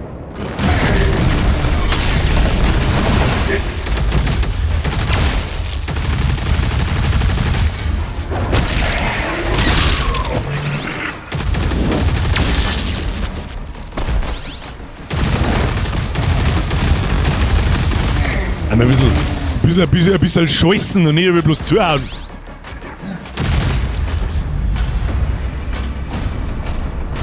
Danke Birger für die Ablenkung und nein, ja, wieder singen. Ja, oh, Meli, auch jetzt fuck. Du, andere Männer, andere Babs haben auch schöne Buben. So, weh. So, jetzt werden wir uns da ein wenig... Mann.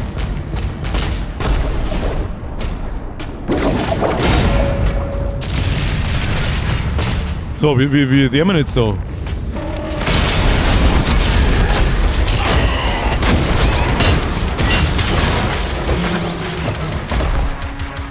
Ich weiß noch nicht so ganz, wie ich auf den... Wie ich auf den Fetten reagieren soll, der frisst so viel. Kriegen wir schon, kriegen wir schon, kriegen wir schon. Nur die Ruhe bewahren. Was ist denn eigentlich das da? Was soll denn das? Musi ist da, ja, stimmt. Musi war gerade da. Alles cremig. Ja, aber das macht's auch wichtig, dass du die Scheiße da aufklaust, weil die Viecher machen ganz schön viel Schaden, wenn's gerade Bock haben. Und so mal ganz schön viel.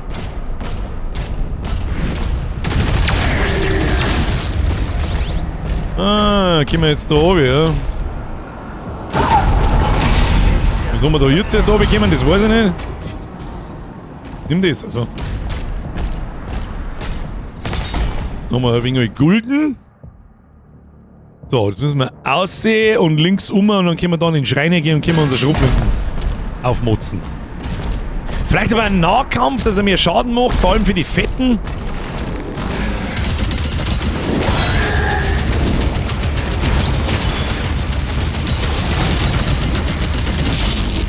Falsche Waffen, du Vollidiot.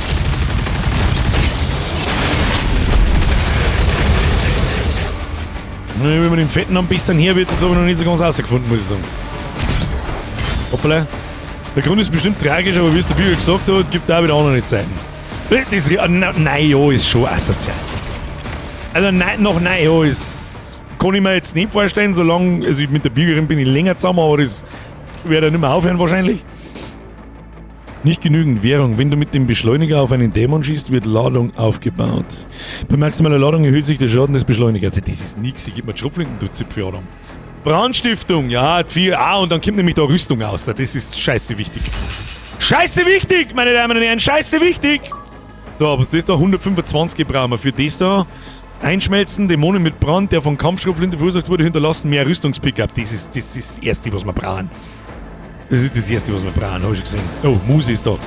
Meli, trotzdem schnell die Dinger lassen. Es dauert 9 Monate, bis es wieder gut ist.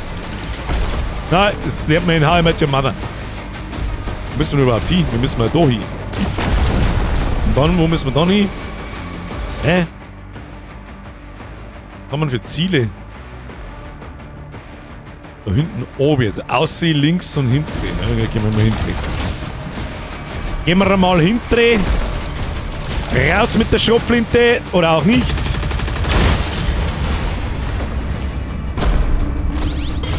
Ach, das ist Munition für den. Wir brauchen Unterstützung. Was habt ihr denn jetzt da? Es hat zu 20 da, da haben 2 Viecher gestanden. Das Zipfen ist. Kommandantin, wir brauchen Hilfe. Evakuieren. Jetzt da draußen der Punk wieder ab, oder was? Aber Zock.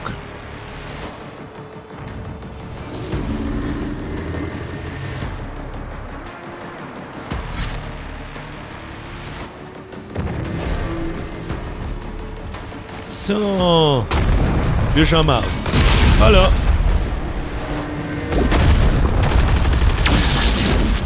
Weg mit dem kleinen Schund!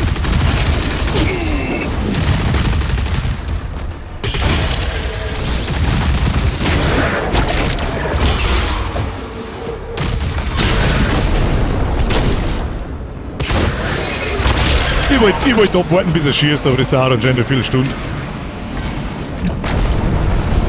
Da! Oh, das schaut nach größer Arena aus. What the fuck? What? Oh, das wird nicht verhelfen, du. Ah, das wird nicht verhelfen. Was haben wir da? Ah ja, da haben wir einen Jay. Wo sind wir? Alter, wer haut mich da? Was spitzt du, oder was? Was? Okay, das zählt nicht als Top. Wenn ich das Ding einlöse, dann zählt es. Da lass ich mich jetzt nicht lumpen. Da lass ich mich jetzt nicht lumpen, du! Wo haben wir ihn?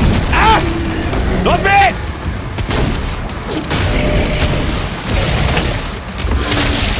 Die Fresse haben, du Vollidiot!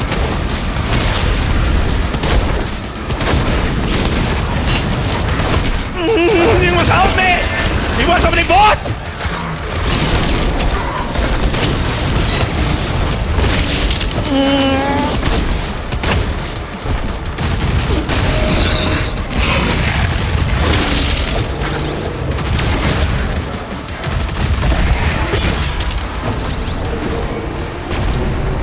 Wieso sind denn der unsichtbar? War der unsichtbar oder bin ich besoffen?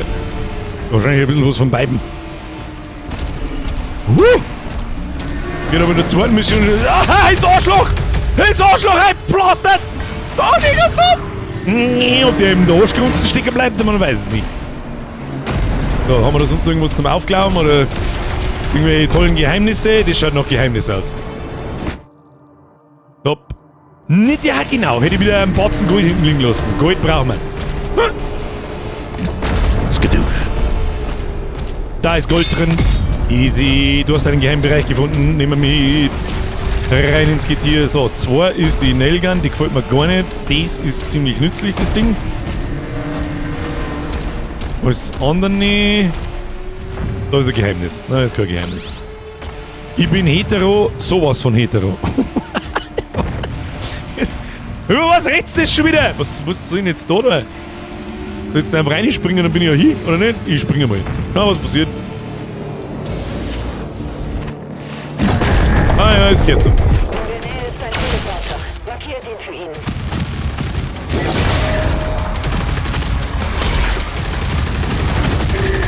Ratatatata!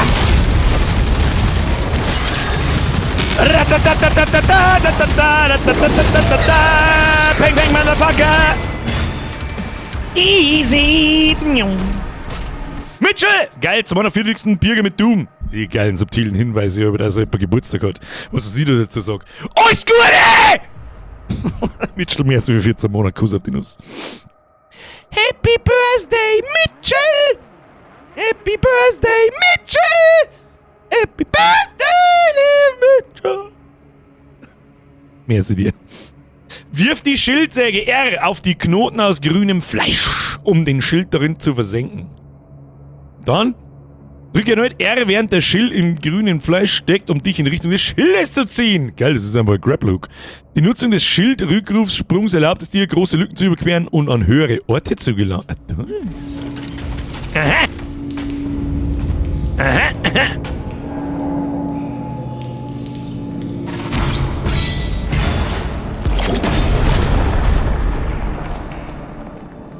Drücke mich da auf. Ey, komm ich da rein. Das geht nicht. Wie viel Gold haben wir?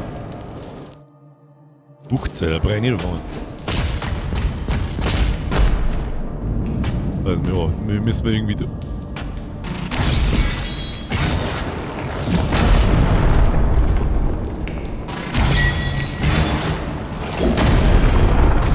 Da wird man sich schon irgendwie reinkatapultieren können, bloß check ich gerade noch nicht wie.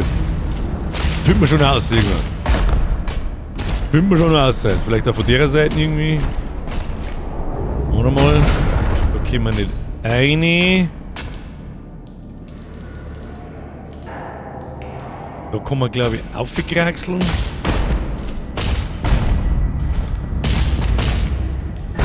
Ah, schau, hier haben wir schon wieder was gefunden. Da haben wir nichts. Da können wir in ein Loch hinein. Sehr gut. Hinter uns was. Hinter uns nichts. Wieso wird die Musik schon wieder so aggressiv?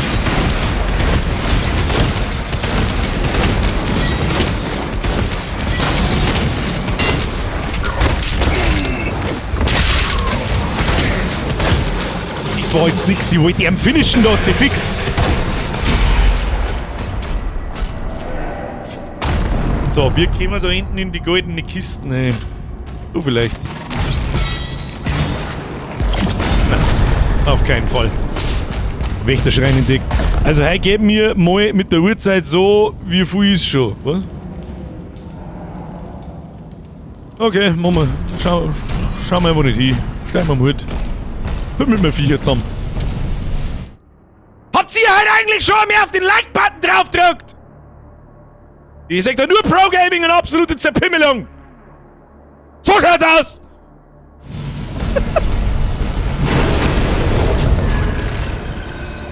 Also ich meine, das war schon wieder Endsequenz. Hat's nicht geheißen, da ist es später, also da ist das Kapitel dann geworden, bei dem Tierding. Was haben wir denn da? So cute! Ja, voll Idiot. So, wie schauen wir aus? Wie schauen wir aus? Ich bin, glaube ich, im vollen Bereitschaftsmodus. Da haben wir, oh, da haben wir einen wenn wir da hindrehen. Wusste ich doch, dass da was hinten steht. So, wie der man jetzt da umgeschickt haben. Da haben wir irgendwo wieder einen Posten. Nehmen wir mal das Ding. Ah, lol. Okay.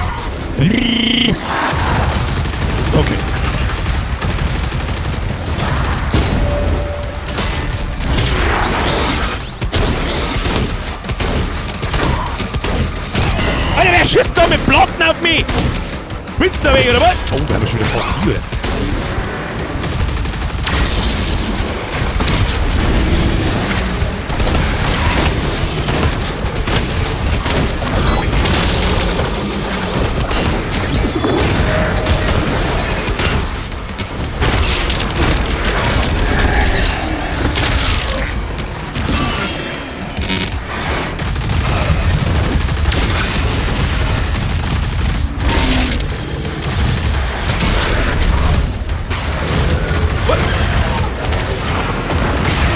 Wow!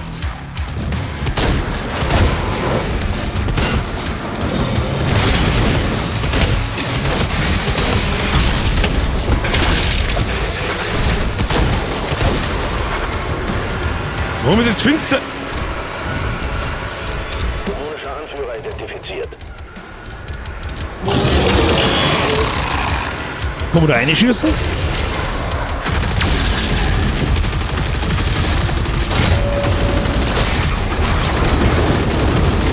Was ist denn die Scheiße?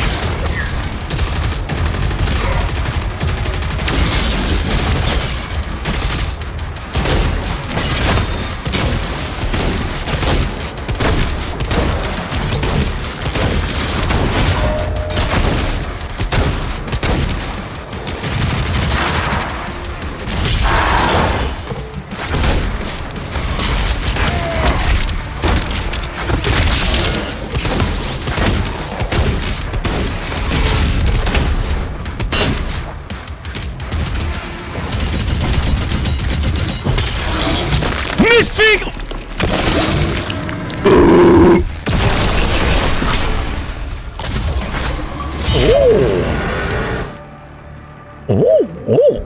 Oh, dein Mom is my Mount, Sprengi. Dein Mom is my Mount. Anführer sind spezielle Dämonenvarianten, die stärker sind und einzigartige Angriffe haben können. Jage und besiege Anführer, um ihre Dämonenessenz zu erhalten. Das Einsammeln von Dämonenessenz verbessert dauerhaft die Gesundheit, die Rüstung oder die Munitionskapazität des Slayers. Es ist sehr schön, dass selbst einfach Zerpimmelung ein bisschen einen Sinn hat und dass man drauf schaut, dass man die Gegner auch killt und nicht einfach daneben vorbeilauft.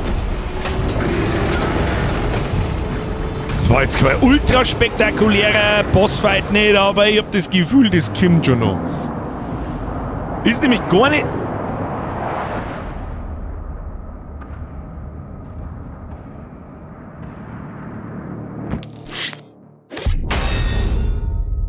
Ist gar nicht so einfach. Irgendwann hört die Muse nicht. Hoch damit und raus mit ihnen. Zusammenfassung. Gold. Haben wir auch wieder die Hälfte liegen lassen. Dämonenessenz, Gesundheit. Die haben wir gekriegt. Geheimnisse 2 von 9! Codex-Einträge, was werden denn diese noch gerade? Den haben wir letztes Mal schon gefunden, gell? Aber ein Skin habe ich... Bewährte Gegenstände, Albtraum. Singleplayer-Spielberei kann ich Skin sehen, aber gut. Wenn es was zum Collecten gibt. Der Barrierenkern wurde destabilisiert, die Stadt wird evakuiert, eine Detonation steht unmittelbar bevor. Oh, I have a very good bad feeling about this. Let's have a look.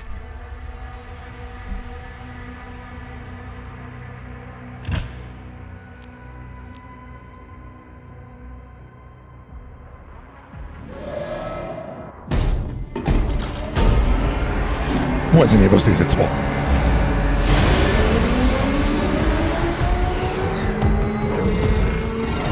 Mr. Frank, ich glaube, Sie verstehen da was falsch. Das ist kein Gegner.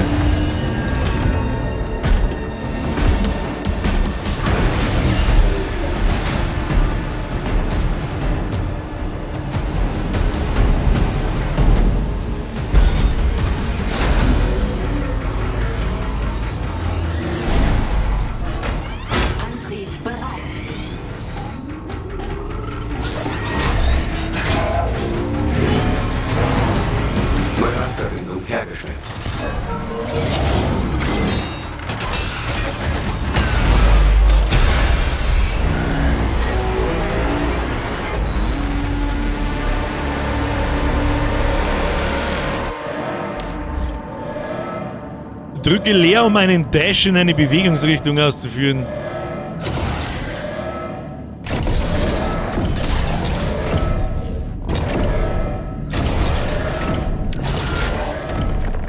What?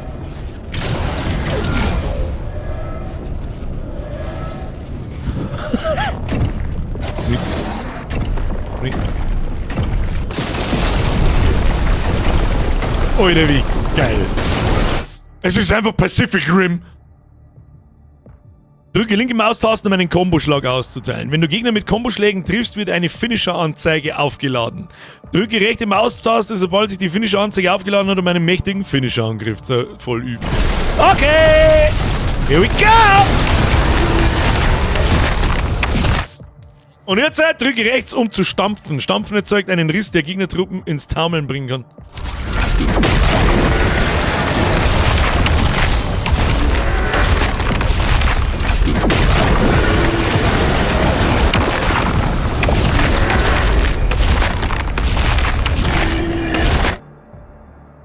Und jetzt, wenn es voll ist, rechte Maus aus einem Handflächenschlag. Ich kann ja mal umdrehen. Ich kann ja mal umdrehen geben.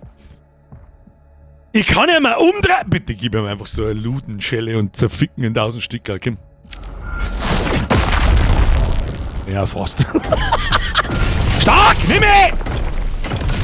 Kann ich da irgendwas... Kann ich einfach... Oh, ich hab mir einfach meine eigene gleich kaputt gemacht. So sehe ich das richtig. Alter. Raketenschlag. Durch das Drücken von rechter Maustaste, wenn kein Finisher aufgeladen ist, wird ein Raketenschlag aktiviert. Raketenschlag kann verwendet werden, um schnell zu deinem aktuellen Ziel aufzuschließen.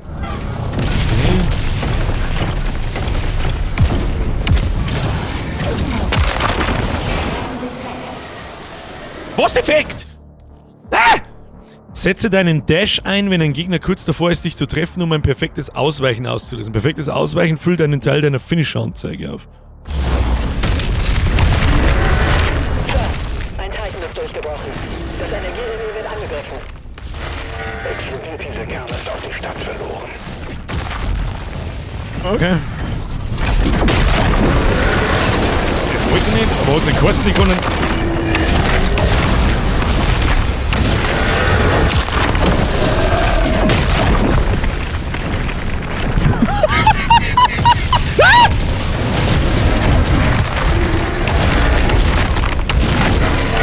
Ich muss ausweichen, nicht blocken. Vollidiot. Und dann ins Bauchi getreten. Was haben wir da noch?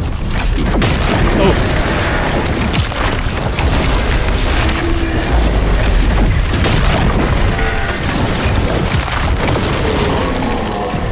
Ja, wie sich das anhört und...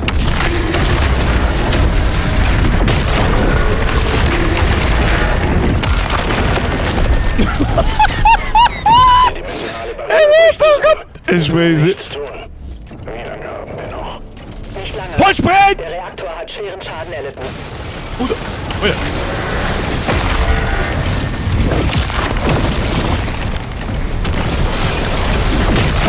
Der Raketensprint kommt noch nicht ganz.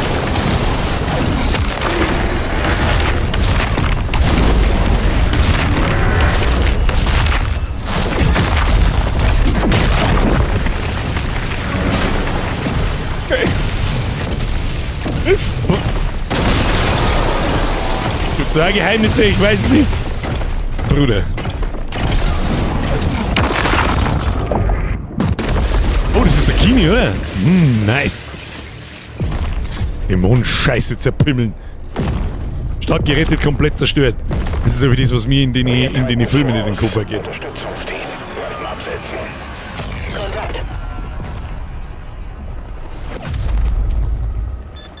Oh, jetzt kriegen wir für den fetten Mac wahrscheinlich auch noch zusätzliche Waffen, oder? Ja. Es ist so geil stumpf. Kann ich bitte ein Schwert haben? Ich mag ein Schwert. Damit was schießt man mir da mit Patronen so groß wie Autos?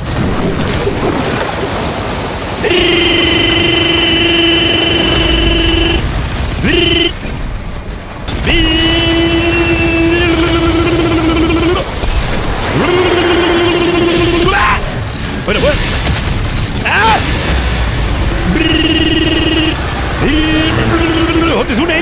das Ding, oder was? Wo kommt die her?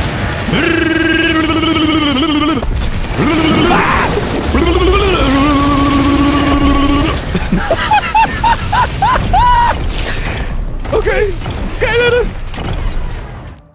Weißt du, da sind sie da gesessen.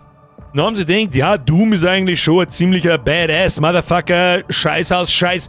Wir können das noch krasser machen. Einfach stumpf, krass drauf, ja, ich hab da so eine Idee, ja, du, was? Kennst du den Film Pacific Rim?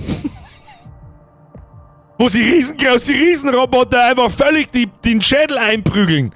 Das ist eine richtig gute Idee, mein Freund. Gehaltserhöhung, los geht's. So, haben wir schon unterwegs. Und weißt du, was cool war?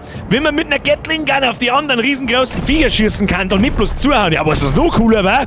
Wenn das 2 Gatling Guns sind. Da rennen wir mir volle Kanone rein in den Bums. Der Slayer nähert sich dem Kern. Ich bin der Kern. Alle Einheiten zurückziehen.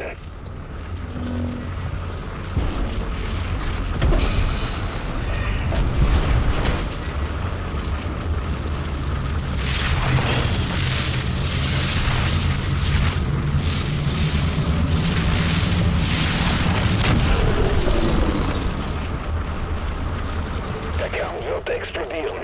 Er muss da sofort raus. Aber dann geht mein riesen Mech kaputt, das mag ich nicht. Willst du ein bisschen? Die Stadt retten. Slayer, in der Nähe ist ein Tagebau. Ich markiere ihn dir. Und das war nix.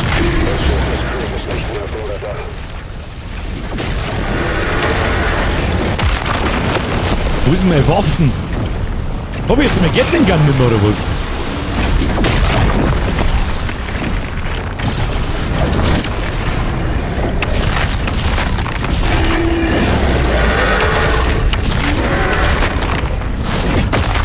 Schenkelson!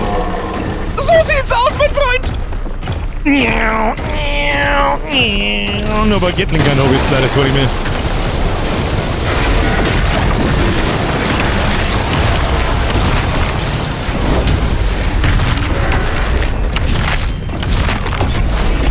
Lang willst du umdrehen, wenn der Kreis voll ist? So schaut's aus!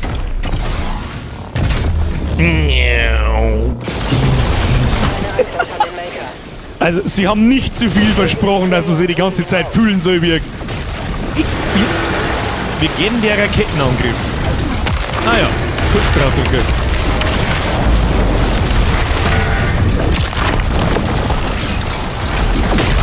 Das geht irgendwie... Jetzt.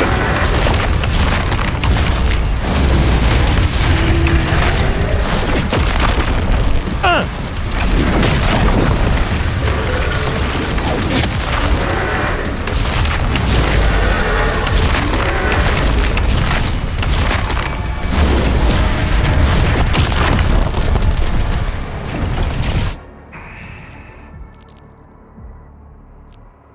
Wichtig.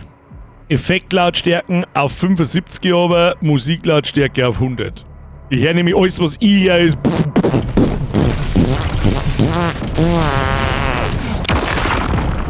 So. Der Raketenangriff funzt nur, wenn du keine Ulti leisten voll. Ach so, wenn die Dinger nicht, die Kreise nicht, also nicht... Keiner davon voll... Okay, verstehe. Ach du Scheiße. Okay.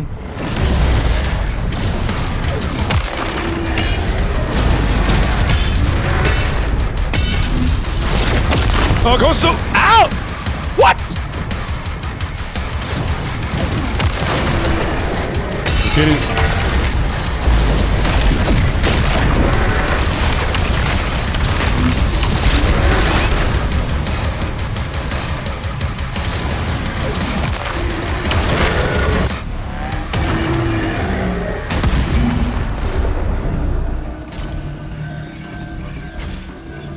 Es ist alles so overwhelming.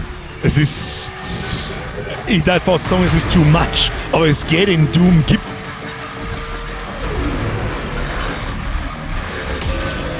Oh yeah. Okay, bye. Es. Slayer! Und? Ins Arschloch-Display.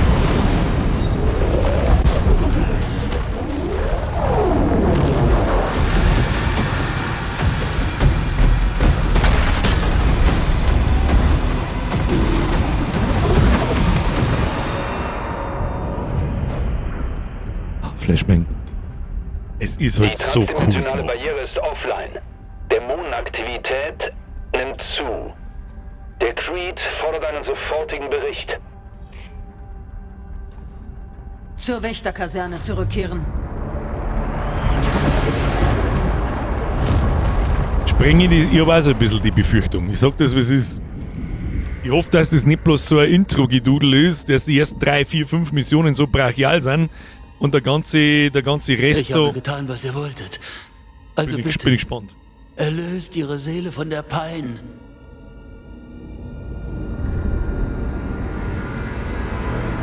Und was ist mit dem Argent-Herz?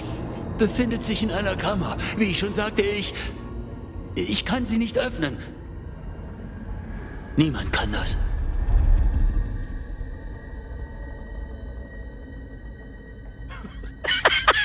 Ja. War eine relativ kurze Mission jetzt im Vergleich zu den anderen zwei, finde ich.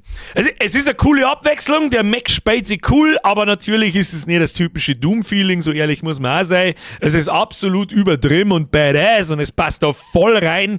Aber das, wenn 3 Missionen sind mit diesem Mac, dann tat's mir gelangen. 100% abgeschlossen. Was haben wir da? Wächterkaserne.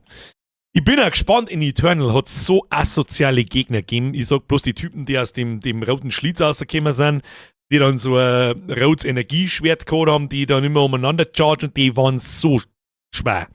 Aber cool zum Spielen. Auf sowas bin ich noch gespannt.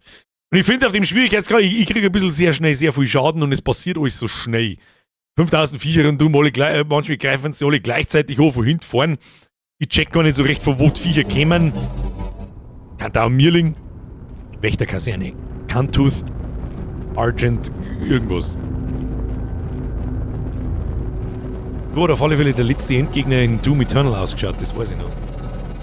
Da kam ein Notsignal rein. Wir wollten Kontakt aufnehmen. Keine Reaktion. Mr. Rob, aber 0 gar. Was? Besuffen? Was? Die Viecher hat 1000 Stickerl, du kannst ja sogar gezielt Sachen abschießen. Es gibt doch diese Gory-Kills nicht, ja, aber die haben nach dem 3. Mal sowieso immer dieselben. Das stört mich jetzt nicht groß, dass die nicht gibt. Das Argent-Herz. Entdeckt in Im Prinzip gibt es ja sogar. 22. Ein Artefakt, das die Seele des letzten Geistes enthalten soll. Kräfte und Ursprung unbekannt. Gehen wir gleich noch dazu. Ich glaube, ich kann mir auch vorstellen, warum es in der Form nicht mehr gibt. Und in Eternal nämlich zu OP. Bist nämlich unverwundbar währenddessen.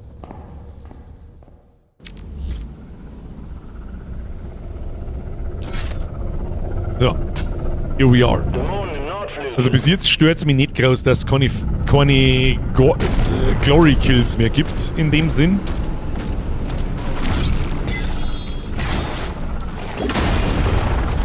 Im Prinzip gibt es ja noch, du musst halt Viecher so lange staggern, dass du mit E draufdrücken kannst, aber... Also dann keine Gegner.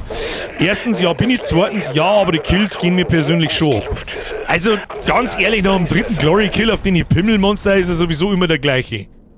Bespaßt die das nach dem 200. Mal immer noch, dass du den Glory Kill machen kannst und anschauen kannst. Oder findest du die Glory Kills so stark, weil du währenddessen 3-4 Sekunden lang unverwundbar bist? Das war nämlich in Eternal so und das war ein bisschen OP, muss man sagen. Aber ohne hätte es nicht schaffen können, sage ich dir auch gleich, wie es ist. Um Gottes Willen, was haben wir da? Missionsherausforderungen sind jetzt für dich verfügbar und können entdeckt und abgeschlossen werden. Missionsherausforderungen gewähren Gold, das für den Kauf von Verbesserungen verwendet werden kann.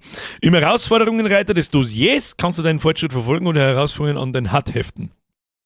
Check jetzt nicht ganz, aber gut. Jetzt sprühst halt das Viech immer in der... Jetzt schubst halt das Viech immer in derselben Animation. Ja genau, vorher hast du es in derselben Animation umgebracht. Verstehe einen Unterschied, ehrlich gesagt, nicht. Du musst die Monster aus dem richtigen Winkel Glory killen, dann gibt es immer noch eine Spezialanimation. Da schau hin, haben wir noch nicht so viel gespielt, findet man schon raus. So, was haben wir da? Herausforderungen. Töte 40 Dämonen, finde 150 Gold, führe 3-mal eine Nahkampf-Kombo mit 3 Treffern aus. Muss ich das alles auf Arme machen, oder? Nein. Ja, das sind ja Sachen, die passieren automatisch noch nicht.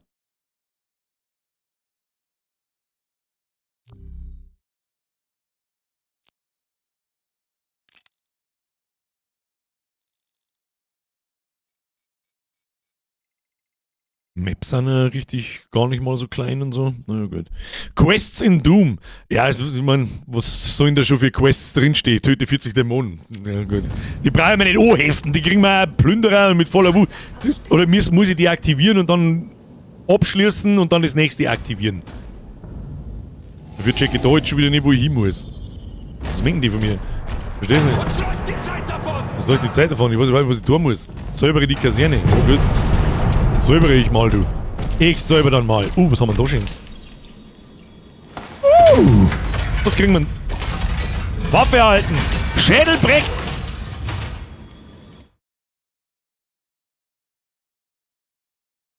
Was Fick ist das denn? Der Pulverisierer verschleudert Knochensplitter in einem weiten Bogen. Er kann mehrere Dämonen gleichzeitig Schaden zufügen, was hingegen gruppeneffektiv... Alter, warte mal, schauen wir die Animation an. Stopft der da Dodenschädel in den Schredder ein und schießt mit die Splitter. Alter, es ist halt einfach so geil. Es ist so geil kaputt und im Arsch das Ding.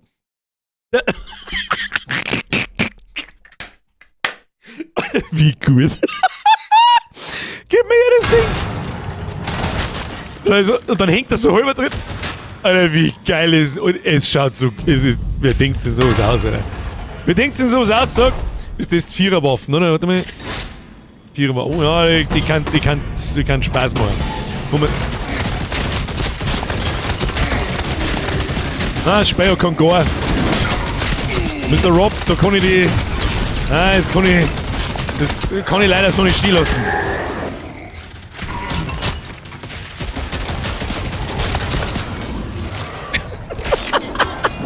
Oh, nee, so nicht, gell, mein Freund.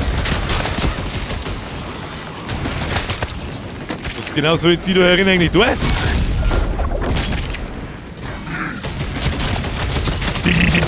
Bloß ich sehe gerade einfach Zahn, die Flint.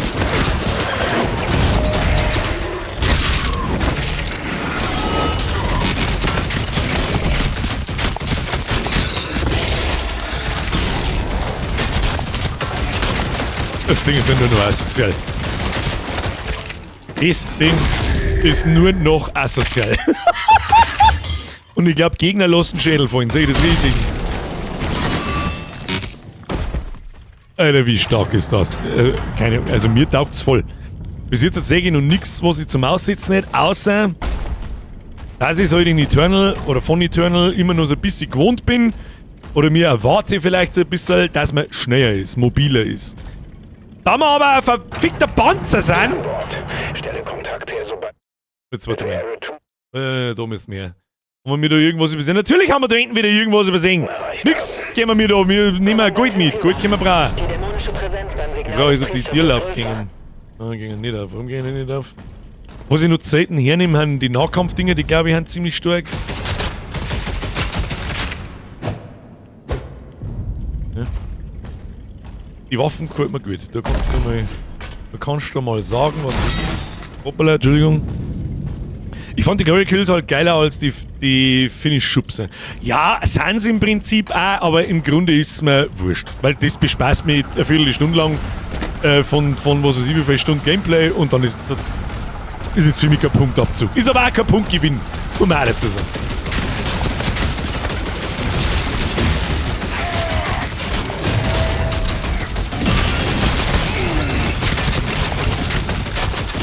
Was ist denn mit ihm schon wieder?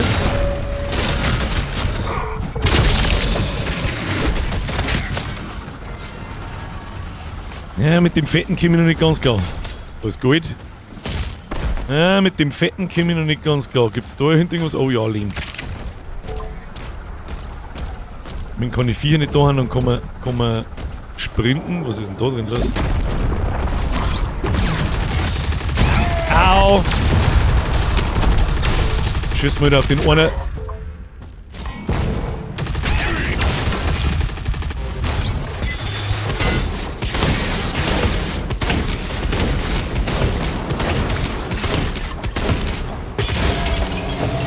Da braucht man einfach nur einen Raketenwerfer oder irgendwas für dieses fette Arschloch. Geht mir nämlich voll auf den Sack, du. So, was haben wir da? Da ist was Grünes drin. Schauen wir mal. Das haben wir alles. Da unten ist irgendwie unser Quest-Ziel. Da waren wir noch nicht, da waren wir auch noch nicht. Und da wollten wir eigentlich auch nicht. Aber, da ist Geheimscheiß. Ja, den holen wir uns trotzdem. Das ist nämlich auch Gold. Gold. Was passiert? Was passiert? Lass mich. Man darf ich. Irgendwo was Grüns, wo man sich auf teleportieren kann. Nicht wirklich, gell? Und jetzt gibt es Leute, die haben Schild und die neue Waffe schon 3D gedruckt und funktionsfähig gemacht. Hey, im Internet gibt es einen Haufen geile Leute, gibt aber einen Haufen Idioten. Ja, die Big Fucking Gun fehlt noch. Ja gut, die kommen wahrscheinlich erst ganz zum Schluss, die ist ja sauber overpowered für alles eigentlich. Die Frage ist, wir kommen da hinten nicht weit, aber irgendwie muss man da aufkommen, das gibt's ja nicht. Nochmal. Irgendwie wird man sich doch da mit dem Schädel aufziehen können, oder nicht?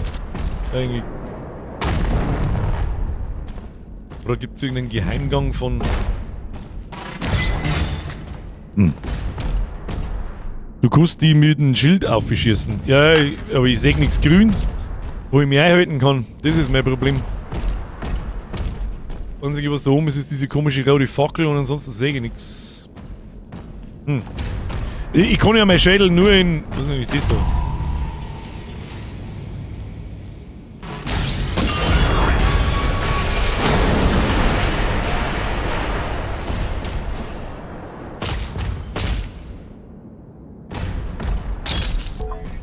Oh, das schaut nach gestungener Arena aus, was jetzt gleich wieder voll auf die Fresse gibt. Ist das mal von dumm? Man, die Wege werden ja wahrscheinlich auch nicht auf der Map bezeichnet, sei sonst war. Oh shit. Ja, gut. Was tut denn das grüne Ding?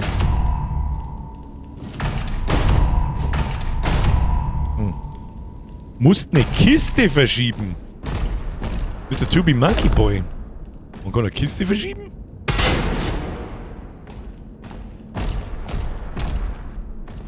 Aber welche und...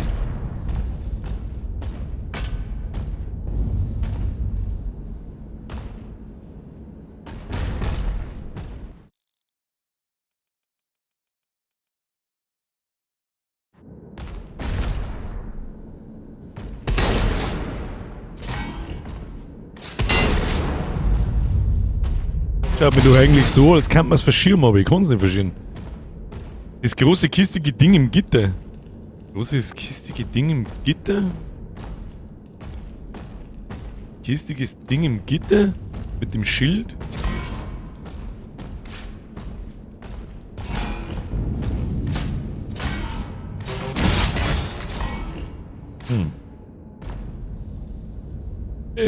Entweder bin ich komplett an der falschen Stelle oder, also die Kisten kann ich nicht. Oder das kann der Spreng ich meiner. Oder anderen Seiten, ja, das war eigentlich meine Überlegung, aber ich glaube, von der anderen Seite komme ich nicht hin, hä? Mal rundum.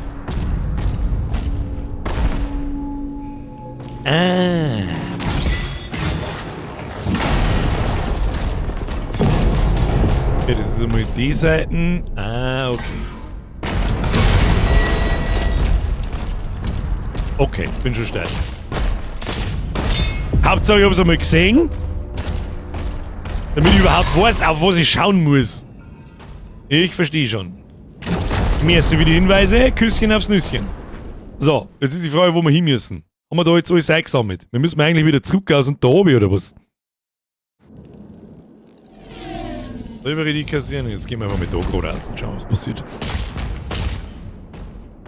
Und jetzt auf der Map ist aber, muss man ganz ehrlich sagen, die ist ein bisschen schwierig zum... Weißt du eh. War aber in Doom 2016 schon so. Gute Energie.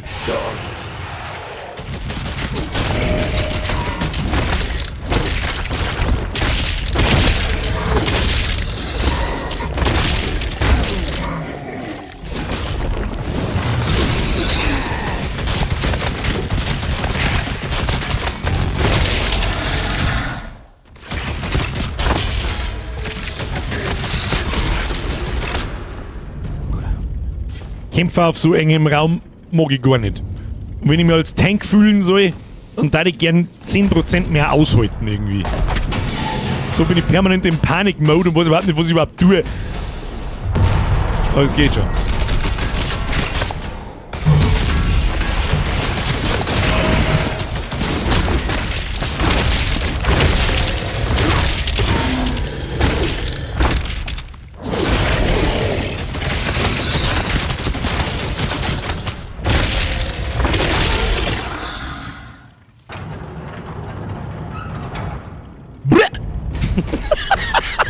Ja, ich weiß schon, was du mit den Gory Kills meinst. Ich nenne es einfach immer schon Gory Kills anstatt Glory Kills. Ach du Scheiße. Oh, aber Kütterspaß, wo kommt's denn nicht her? Ich bin jetzt da um mich. Kann ich da um mich springen, meinst du? Ja, gehen wir. Gehen mit den Gulden. Achtung. Müssen wir auf zurück. Oh, da gibt's einen Haufen Gulden und einen Haufen Zeug. Mr. Monkey Boy, merci.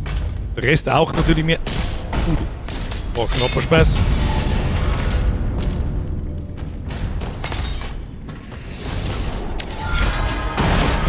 Lebenssiegel, das hätte ich vorher eigentlich eine verscheißen dürfen. Die Lebenssiegel, die muss ich mal aufheben bis wirklich einmal ein Boss kommt, der vielleicht nicht einfach nur da steht und sich aufs Maul hauen lässt. Oh du Kacke, das schaut schon wieder nach Stress aus. Haben wir alles gefunden, was so einigermaßen... Nein, da hinten ist ein Haufen Zeug. Ja, gut, ich muss auch selber ein bisschen einen Wiederspielwert haben. Rein in die gute Stunde.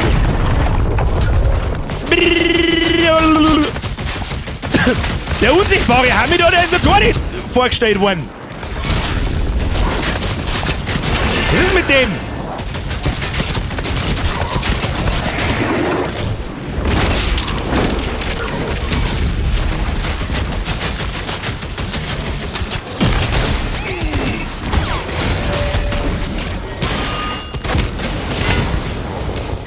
Ja, geh weg!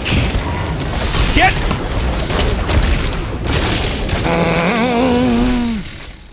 Was haben wir da?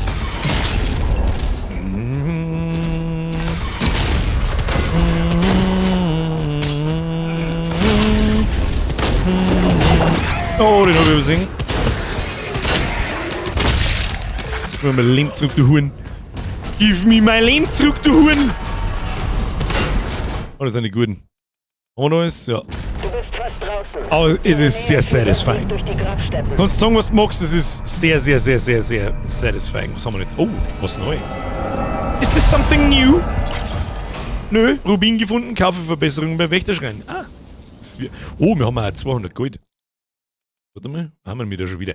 Ja, tolle Kartenperspektive, herzlichen Dank. Das ist ein Schreinsymbol oder Rubinsymbol. Da gehen wir jetzt auf, weil ich wissen mich, was da oben ist. Da ist hundertprozentig irgendwas. Hier kann man da aufgehen. Hundertprozentig ist da irgendwas oben, wenn ich da jetzt aufgehe. Kann man aufspringen? Nein, kann man nicht. Da ist ein Loch drin, vollkommen in falsche Richtung. Irgendwo kann man aufgehen und da gibt es hundertprozentig irgendwas zum Holen. Das schauen wir uns jetzt an.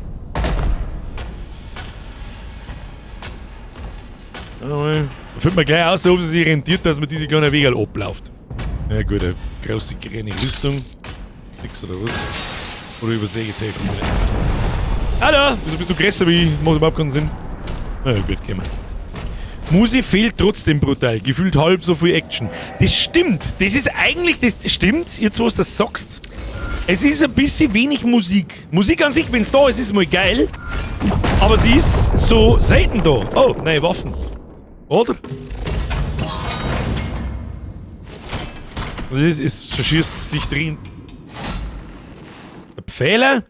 Der Pfähler ist eine Präzisionswaffe, die hohen Schaden bei geringer Feuerrate bietet. Kopftreffer verursachen erheblichen Bonusschaden. Ja, haben wir endlich was für diesen behinderten Fettsack, ja? Der Schienennagelpfähler ist die zweite Waffe der Schienennagelklasse. Drücke F, um schnell zwischen den Waffen in einer Waffenklasse zu wechseln. Du kannst die aktive Waffe innerhalb einer Waffenklasse auch im Arsenalreiter deines Dossiers wechseln. Das heißt, das ist jetzt der Zwarer oder was? Oh. Okay.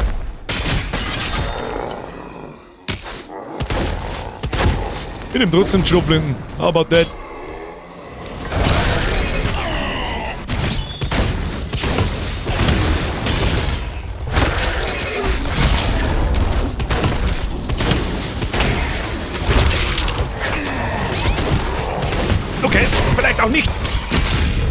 Stille Kniescheibe.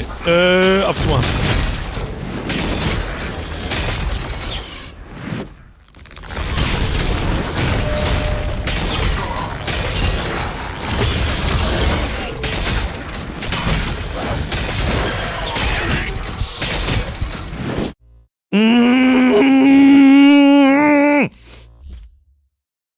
Darf nicht so lang umeinander pimmeln. Man kriegt so dermaßen schnell so viel Schaden. Ich habe jetzt zwar ein bisschen Sachen nicht blockt, aber trotzdem. Haben wir das Ding jetzt? Ja.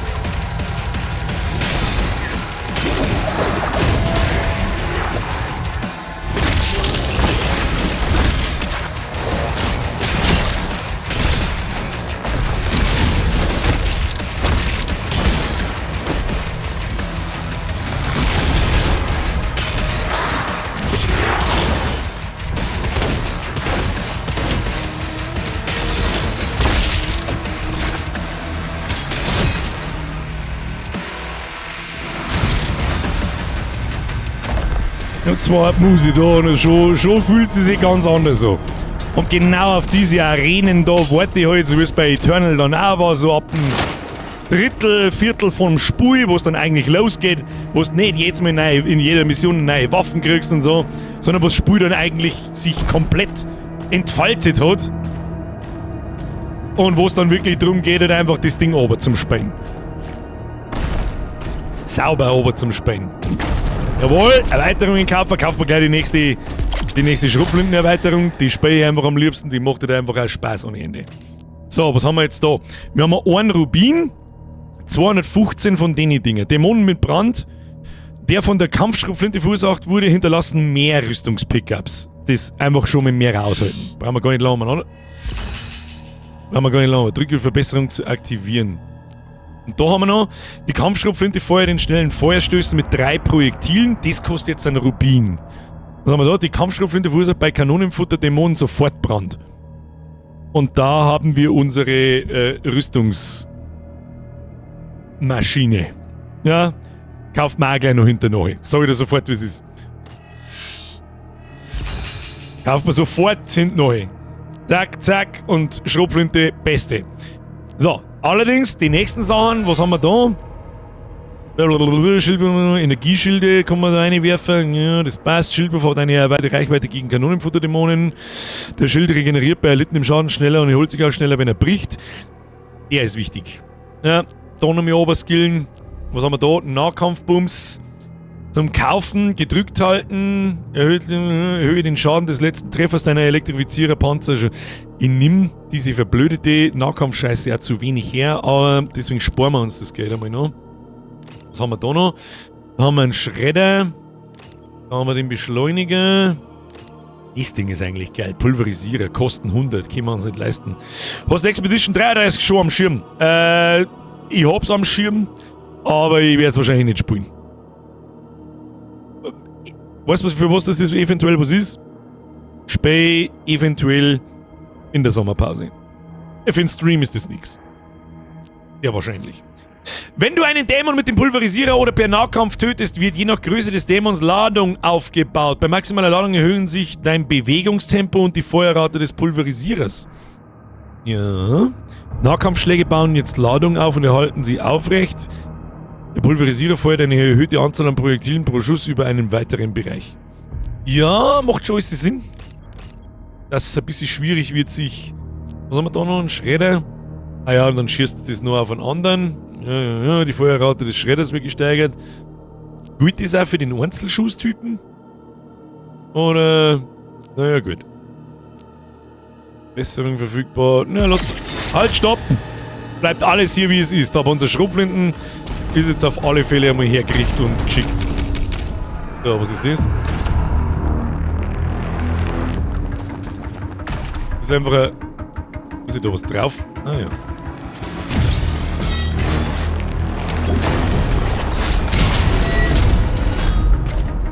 Haben wir schon verstanden. Tun Sie sich nicht hinunter. Gibt's da sonst noch irgendwas? Nö. Das ist die nächste Mission einfach, oder? Ja. Kriegen wir! Reingepimmelt! Wie schauen wir aus? Der Angriff auf die Kaserne ist eine Ablenkung. Mein Vater braucht Hilfe. Fähnrich. Was ist da los? Slayer-Drachen mobilisieren. Markiere jetzt das Hut des Slayers. Blocken vergessen. Kacknutbürger, da ist Schenk drin. So, und da fallen jetzt jedes Mal fällt der Schädel aus, wenn ich auf die kleinen Idioten da schieße. Schaut überhaupt nicht. Ich krieg zwar genauso viel Schaden irgendwie über das Gefühl, aber gut. Wie wird man da um reinkommen? Das gibt's ja nicht, dass man da jetzt nicht um reinkommt. Mal schauen. Wow! Was ist das? Okay. Ah! Wieso bin ich nie? Ich hab überhaupt nichts da! Was soll das denn? Ach, Scheiße. Wie wird man da reinkommen? Da ist irgendein kleiner Batz da unten. Ja. Ah, oben und dann da durch. Ja, jetzt sterben wir sowieso wahrscheinlich erst einmal.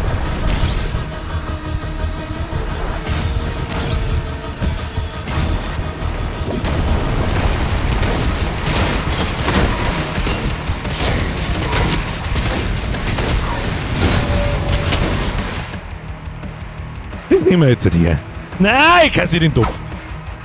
Topf ist Topf! War klar, dass wenn ich mit 5 Leben da umspringe, dass das nichts wird. Shield Dash, ja, ich hab mir's gerade gedacht. Aber zu weit weg anscheinend. Der Angriff auf die Kaserne Und die Gegner wieder. wieder Da. Mein Vater braucht Hilfe. Fähnrich. Slayer-Drachen mobilisieren. Markiere jetzt das Hut des Slayers.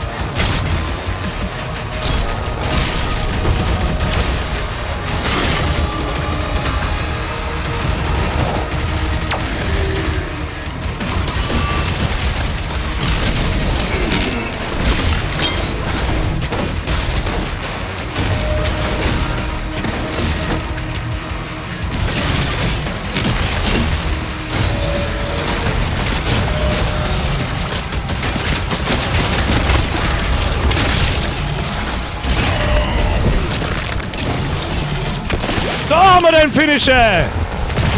Achso, das ist ein Special-Gegner. Okay.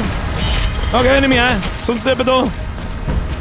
Holy shit, da muss ich mich ein wenig konzentrieren. So ist es nicht, weil sonst haben wir schnell hin, wie wir schauen können. Ja, wird schon. Da müssen wir noch ein bisschen üben. Irgendwie müssen wir noch ein bisschen üben, aber das wird schon. Nur das, dass ich glaube, ich gefühlt seit 2 Jahren oder 3 Jahren keinen Shooter mehr gespielt habe, außer vor ein paar Wochen einmal 3 Runden Warzone. What the fuck is happening? What is happening? Da wäre der Starterbürger. Sicher, aufpassen, ich kann keinen Topf kassieren da. Nicht des Drecks. Das Drecksmistviech da ist. Zum Kotzen. Was? Da hinten ist wieder Zeug. Komm ich da irgendwie... Eigentlich ist Ah, da ist... Das Zeug. Wie komme ich da auf? Warte mal. Wir haben da vorher, glaube ich, schon was übersehen. Da hätten wir runtergehen können und da hätten wir was gefunden. Da oben jetzt was gegeben. Aber gut, ich sag das, was ist. Offstream werde ich die Level sowieso nochmal spielen. Und dann werde ich mir da das restliche Klump holen. Sag ich dir, wie es ist, damit ich da was zum Tun hab. Kinder. Jetzt halt springen.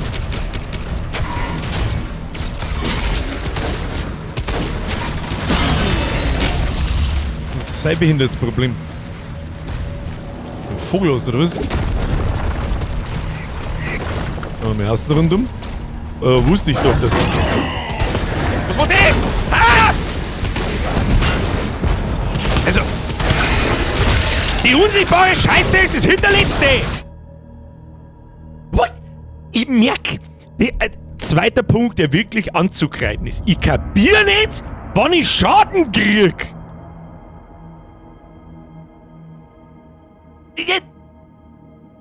Ich hab die einfach nicht mehr gesehen da! Ja, du das scheiß Lebenssiegel eine, weil es mir wurscht ist. Drecksviech angeschissen. Die hab ich einfach nicht mehr gesehen. Mit das. Mit das. Da.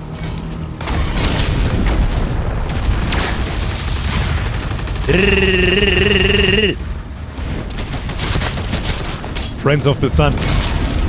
So sieht's nämlich aus.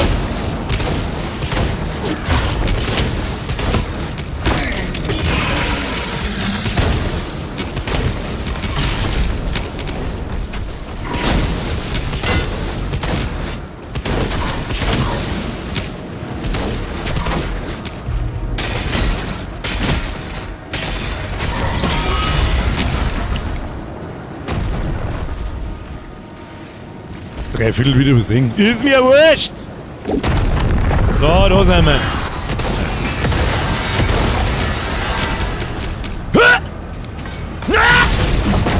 Rein in die Scheiße! Ja, guck mal da.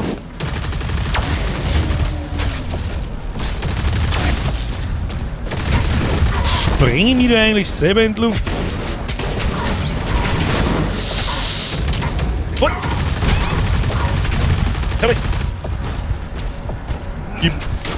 Gib mal Leben, gib mal Leben. Ja gut, da.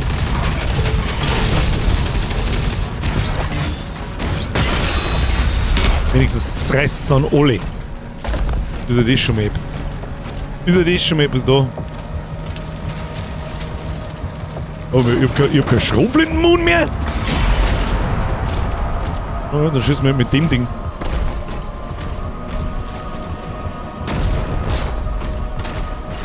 Ich brauche einen Schrotflintenmund oder ich muss mehrere Nahkampfangriffe machen, dann kann ich ja weiter schießen, ich Vollidiot. Oh, was?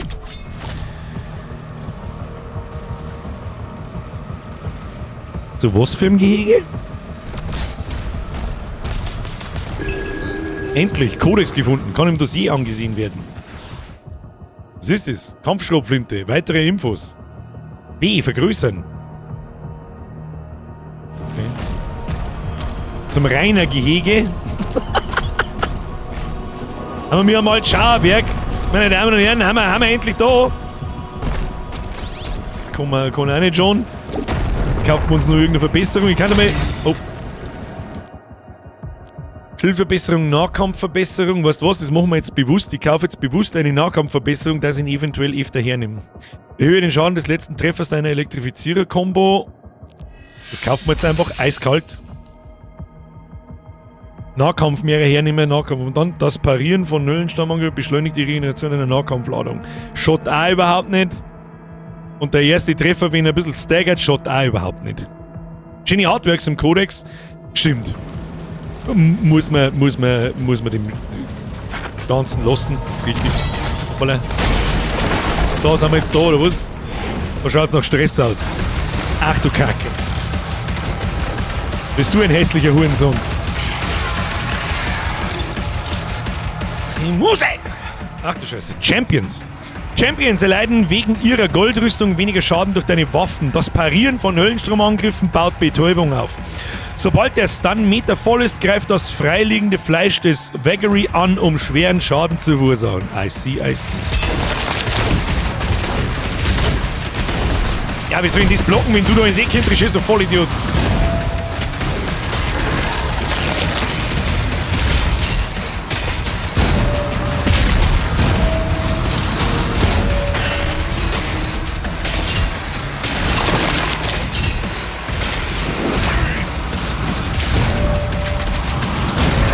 Muss ich überhaupt drauf schießen, oder?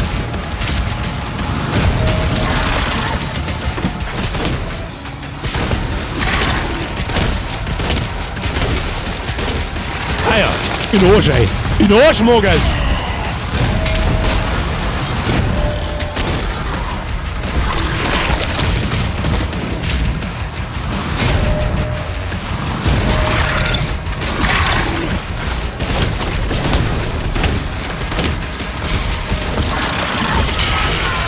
Den Arsch hat er so ein! Den Arsch kann er es haben! Die kleinen Kugeln haben was von Tennis, stimmt. Wisst ihr schon? Ja, richtig asozial wird's ja erst. Startplatz des Slayers räumen.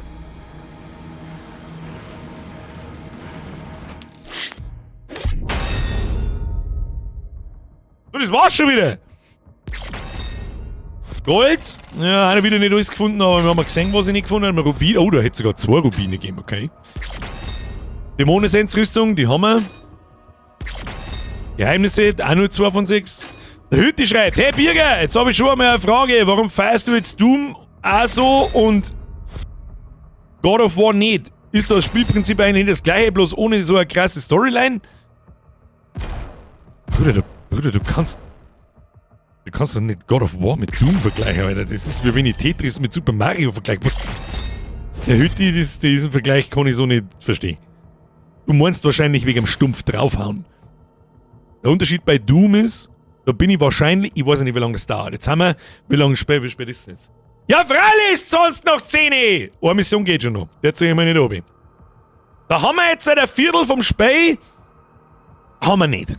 Mit Sicherheit nicht. Ich würde mal sagen, ein Sechstel vom Spiel. Auf 2-3 Stunden. Also haben wir so bei 15 Stunden, wo ich dann fertig bin. Okay? Dann habe ich mich einmal stumpf durchgeprügelt, das macht Spaß, dann mache ich das vielleicht nochmal, wenn ich ganz viel Bock habe, auf einem höheren Schwierigkeitsgrad und dann war's das.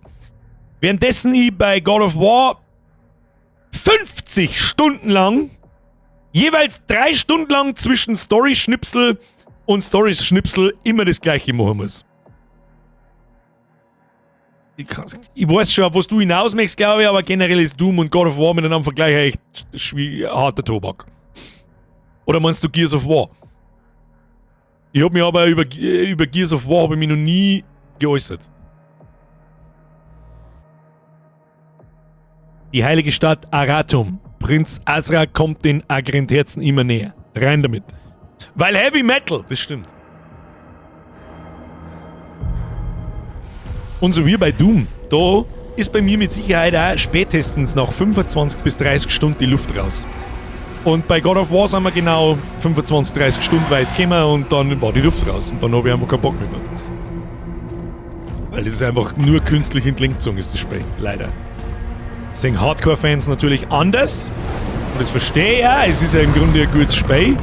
Aber 80% in dem Spiel hätte man einfach weglassen können für Leute, die bloß Story sehen wollen.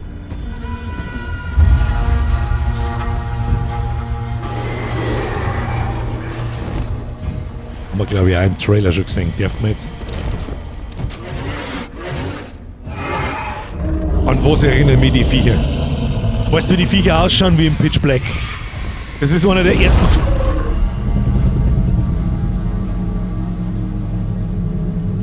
Ich meine, Pitch Black sagen, das war einer der ersten Filme mit Vin Diesel. Der schaut genau... Ja, jetzt doch nicht mehr ganz so.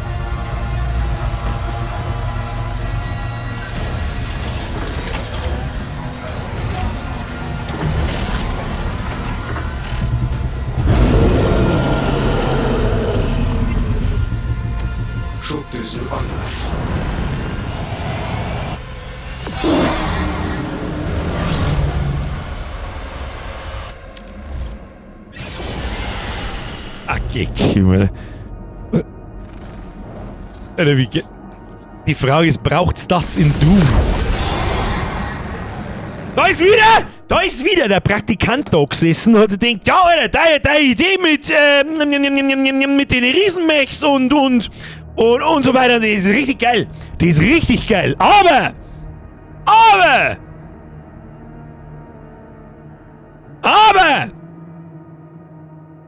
Wie findest du Drachen so? What? Oh, ich bin jetzt an den Wind geflogen, ja. Von mir. Aufsteigen, halt die E gedrückt, um aufzusteigen, der Drache wird rasch an Höhe gewinnen. Das erinnert mich ein bisschen an Dragonflight. Cool, um abzusehen.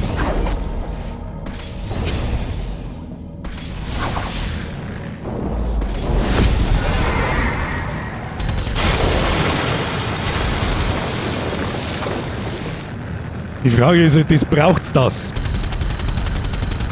So, was du jetzt da? Halte rechte Maustaste, um ein Ziel im Überfallmodus zu erfassen. Drücke leer mit einer Richtungseingabe, um auszuweichen, während du dich im Überfallmodus befindest.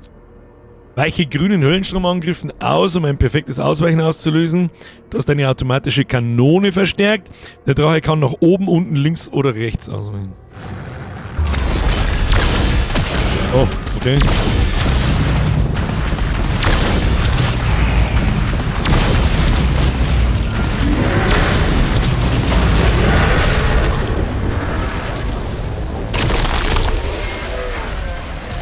So, hast du einen Finisher. Was ist... Oh Gott, was ist das? What the fuck ist das, Alter? Dämonische Geschütze verfügen über Energieschilde, die nicht durch Beschuss mit normalen automatischen Kanonen beschädigt werden können.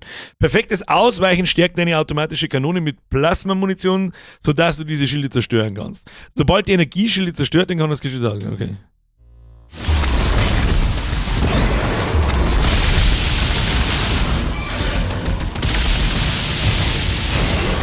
Muss ich da warten ein wenig, oder?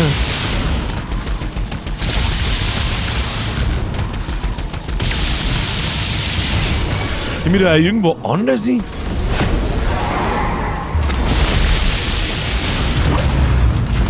Ah ja. Jetzt.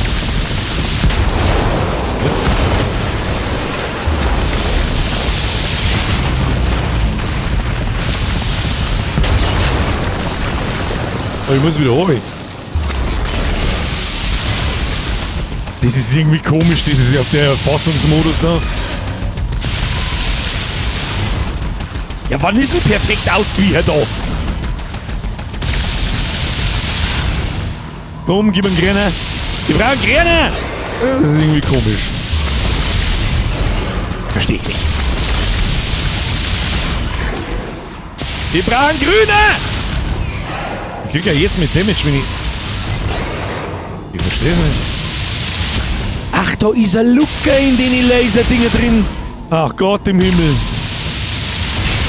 Ach Gott im Himmel, ich muss mir versagen. Jetzt haben wir beieinander. Jetzt haben wir beieinander. Regeneriere Gesundheit, indem du durch blaue Ringe fliegst. Das kriegen wir hin.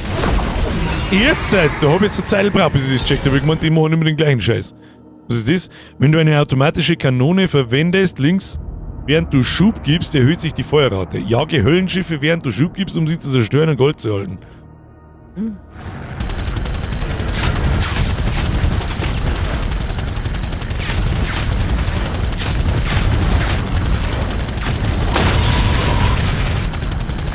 Interessant. Okay. Okay. Also irgendwie ist das Drachenfliegen bis jetzt das Komischste.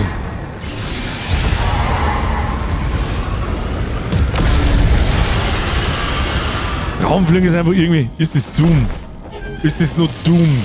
Braucht's das? Wahrscheinlich hätte es jetzt da was zum Sammeln geben und so, aber ist ja wurscht. Das war jetzt das erste Mal, wo sie... Der erste Teil, das ist ein bisschen... Passt nicht so ganz angefühlt hat, irgendwie. Was eine will ich sagen soll. War das der Diablo Loot Goblin, den du verfolgt?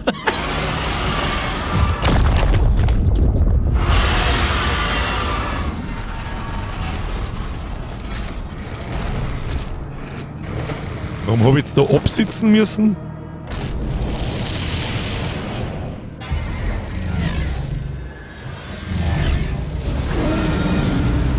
Novik, der Slayer ist auf dem Weg.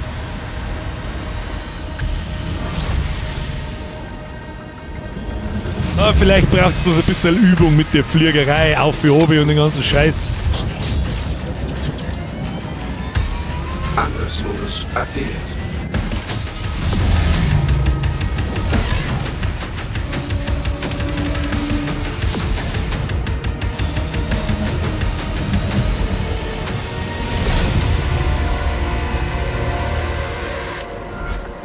Scheiße. Diese Schiffe erzeugen ein Kraftfeld um die Hauptkathedrale.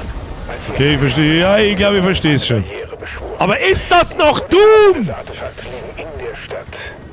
Ist... Ach du Scheiße. Höllenfrachter können nur von innen zerstört werden. Um eine Landezone zu entsperren, musst du alle Angriffsbatterien und eine durch einen Schild geschützte Hauptkanone zerstören. Ah, ja gut, wenn das natürlich so abwechselt, mal mit dem Drachen, dann dort, dann eine, dann drin ist zerpümmeln, wieder außer mit dem Drachen irgendwo hin, dann finde ich es eigentlich eine coole Erweiterung. Durch das Zerstören der Angriffsbatterien wird der Schild der Hauptkanone deaktiviert. Das Zerstören der Hauptkanone gibt eine Ladezone frei, sodass du den Höllenfrachter entern kannst. Ja,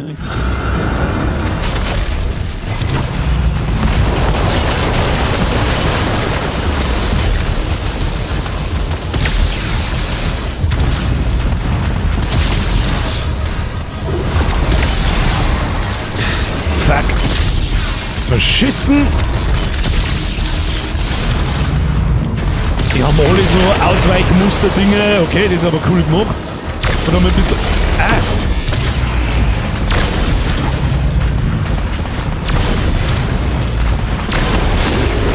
So, Ladezone, Lande, was auch immer Zone.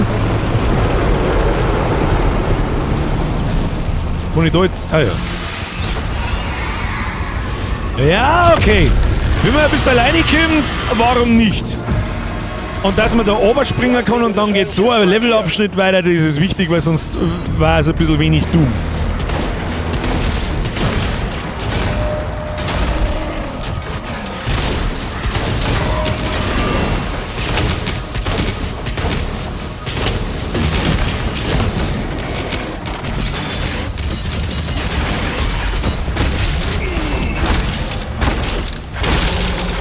Ich glaube, dass wir da mit den Nahkampfangriffen einfach besser dabei sind. Das sagt der wie es ist.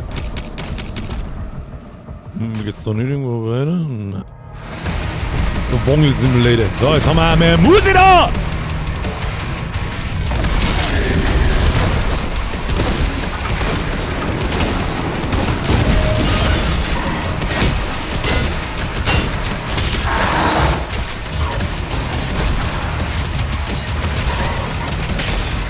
Wo ist denn das dumme Arschloch mit seinem...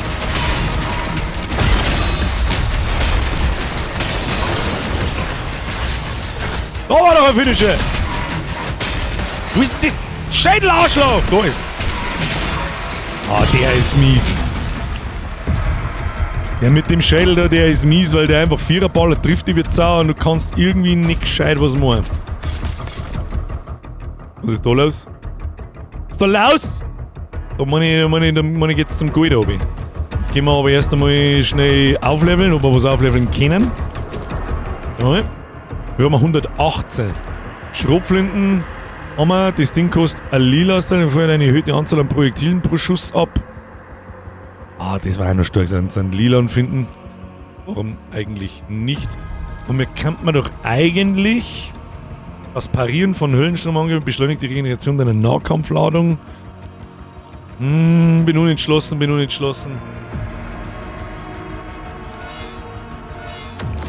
wir das Schädel. Ich zock kein Doom, weil es lustig ist, ich zock Doom, weil ich es kann, außerdem zock ich gar kein Doom. Birgit ist alter Grantelmann, voll übel, richtig badass, Alter. Der Winkler fährt mit dem E-Scooter. Ich will den Winkler. Also lass mir den Winkler in Ruhe. Nein, lass ihn nicht in Ruhe. Okay, gibt es einen Blog noch, von dem mir vor kurzem erzählt wurde, dass er jetzt doch wieder einen Blog hat. Da können wir nicht runter, aber da in das Loch können wir runter, gell? Da müssen wir auch, jetzt gehen wir da links runter ins Loch. Links runter ins Loch rein! Die Mission machen wir auf alle Fälle noch, meine Damen und Herren. Da gibt's da eine Schlägerei da herunter, was ist da los? Ah, weg mit euch! Was ist das? Oh Gott, Schwimmer, komm mal!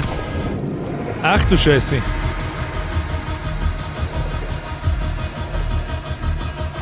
Das möchte ich sehen, wie du mit 500 Kilo und einer Rüstung, die so schwer ist, wie mein Haus schwimmst. Was ist denn da? Beschützt uns!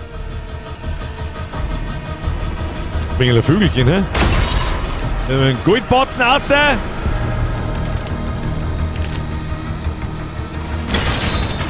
Raus aus der Bumsbude. So, wo geht's jetzt weiter? Da geht's weiter. Haben wir schon. Was ich sag, nur Lustschleim. Na, nicht. Er macht nicht wieder sexschreibende Blog. Na, nicht. Just don't. Da ist zu. Ist da. Haben wir da oben was grün? Ich hab doch da was grün.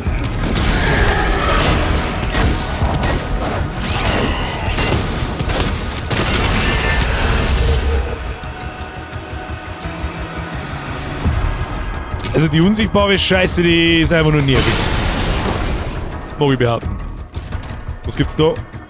Gibt's da was? Oh shit.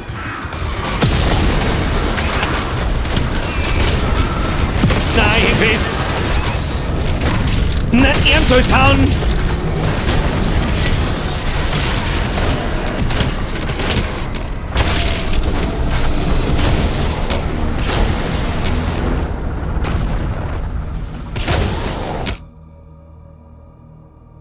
Darum ist der Bleischlüssel. Haha, easy.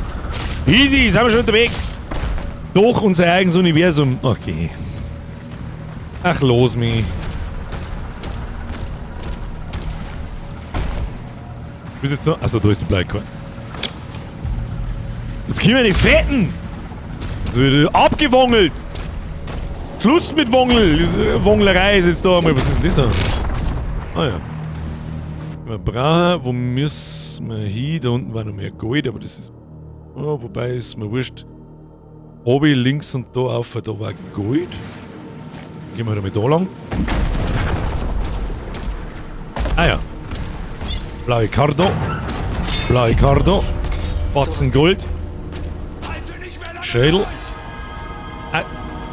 Das ist aber ein Lebenssiegel, das muss ich mir vielleicht einmal merken. So, und wo müssen wir jetzt eigentlich hin? Ist das irgendjemand? Zerstöre die Höllenfrachter. Ach so, oh, um Gottes Willen. Okay. Und dann müssen wir wieder zurück zum Drachen, oder was?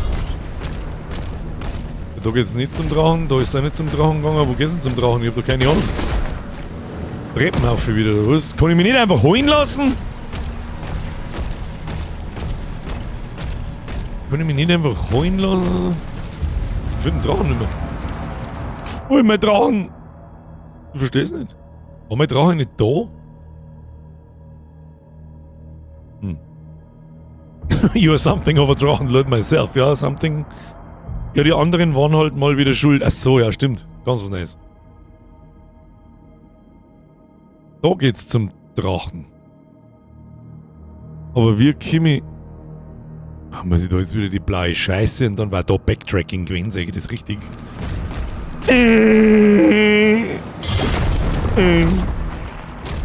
Naja, gut. Rechter Schrein entdeckt. Mount wo? Ja, ja, bist du schon. Oh, in die Bumsbude rein. Und dann kommen wir da Ach, da war es weitergegangen, weil ich wieder zurücklaufen muss, ich voll deppen. Da, was da? Da muss ich doch Herz kosten, oder nicht? Hallo? Das schaut doch aus, als kannst du was machen.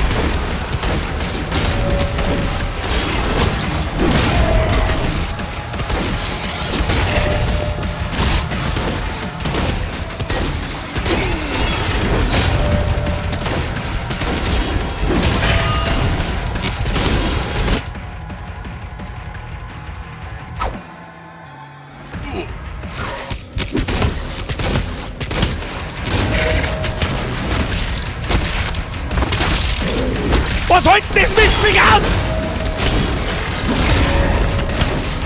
Ja, sag mal!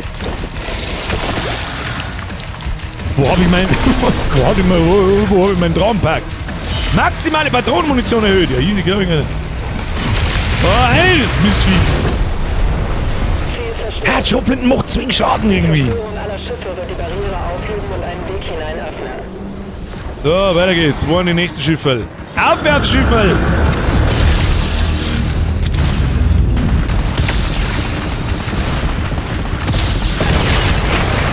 Hier wir gleich noch oben an.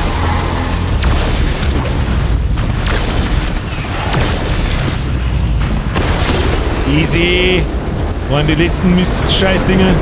Alles schön. Und da. Ja, da muss ich natürlich so drücken.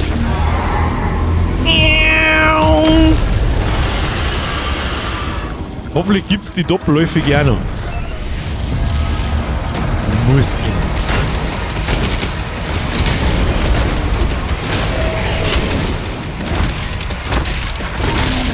Einfach mal mit dem Nahkampfangriff auf die fetten Arschlöcher draufhauen. How about that? How about that? So, das Glori war jetzt auch da. Mistviecher hochgesucht, die.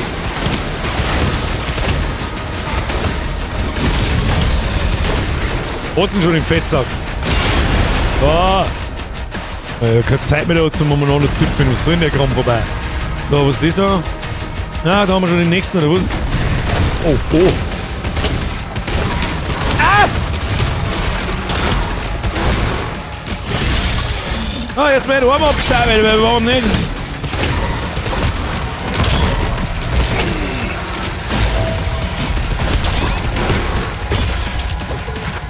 Alter, jetzt kann nur noch ein Batman. War aber kurzer Spaß auf dem Schiff. So kommen wir mit.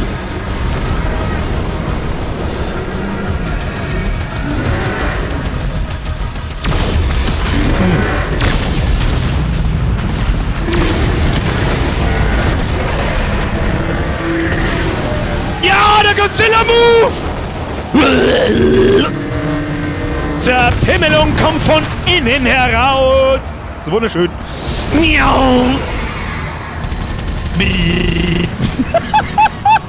Das Game, Alter. Das Game, Alter. Hab ich schon gar kein so großes Problem mit dem Drachensepp. Was ist denn da hinten wieder? Da wächst der Arschloch aus der Wind aus. Was tun wir da damit? Das war nix. So, jetzt seid rein ins Getier. Piu, piu, piu, piu. Ich schieße auf ein Dämonen-Anüsschen. Das macht Spaß. Ja, oh! Den müssen wir von vorhin uns küssen. Ja, gut, dass ich so viel sehe.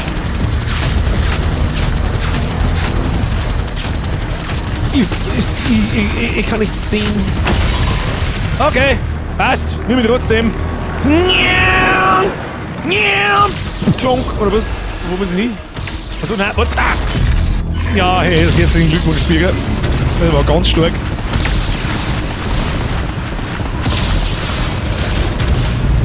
Jetzt gib ihm. Easy.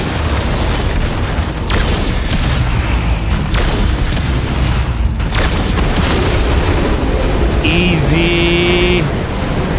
Da aber müssen wir jetzt hier, müssen wir da noch rein, oder was?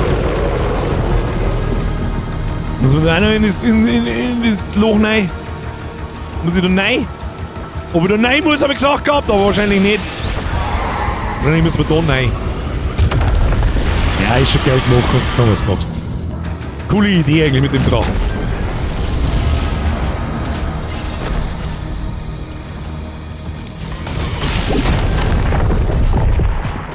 Und vielleicht muss ich mir mal angewöhnen, dass ich da auf Block drücke einfach.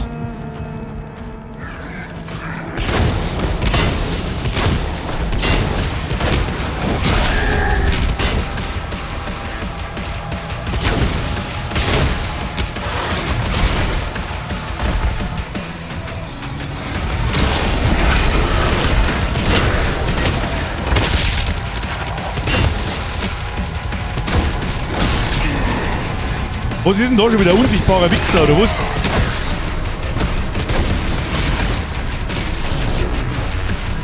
Gulden.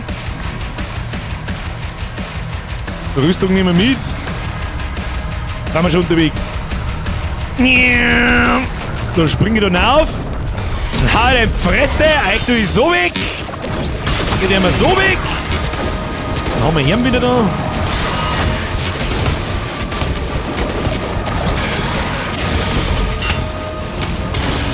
Draufdreschen. Draufdreschen. Draufdreschen. Draufdreschen. Draufdreschen. Ich hab keine Munition mehr.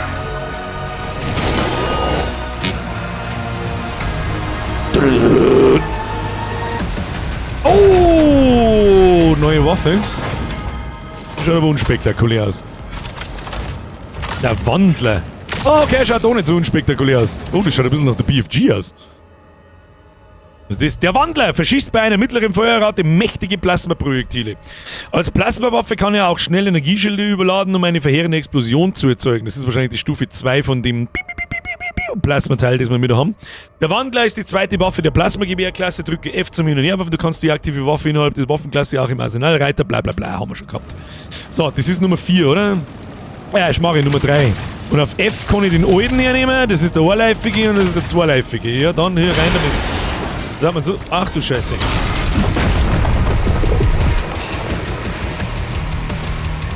Ah! Was mit dir ab?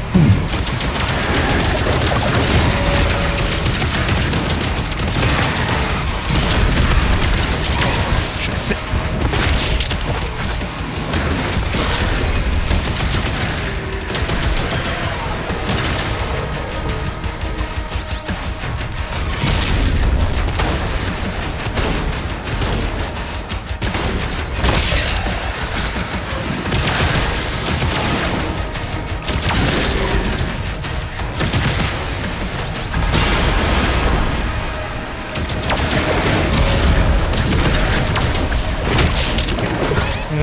Schlafen. Haben wir genug Munition? Oh ja, der ist wichtig. Wer weiß, was da jetzt für ein Boss kommt. Oh, jetzt machen wir hier mit Meter. Ballert man mich nur mit dem Ding drauf. So schaut's aus. So. Irgendwann kommt der Boss! Oh, der wird jetzt wahrscheinlich kommen, der große Boss. Können wir ein wenig Lehm auffüllen, das brauchen wir aber nicht. Was auch immer wir da drin wären, aber wir fliegen mal rein. Oh, ich bin nur der Deko gegangen. Wo fliegen hier mal an?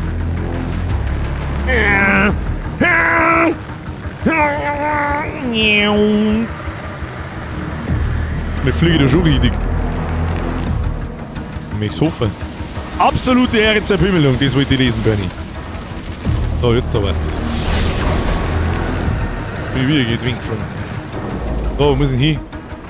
Oh, da shit, da war das da war so ein Goldviech. Ah, das werde ich nicht mehr erwischen. Das werde ich nicht mehr erwischen. Ich streng ja.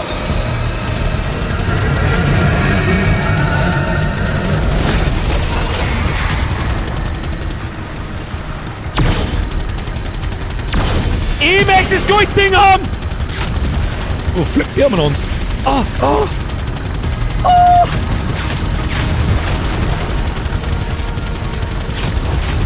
Jetzt einen in den Arsch! Jetzt haben wir. Ja, wo muss ich denn überhaupt hin? Ich hab doch keine Ahnung.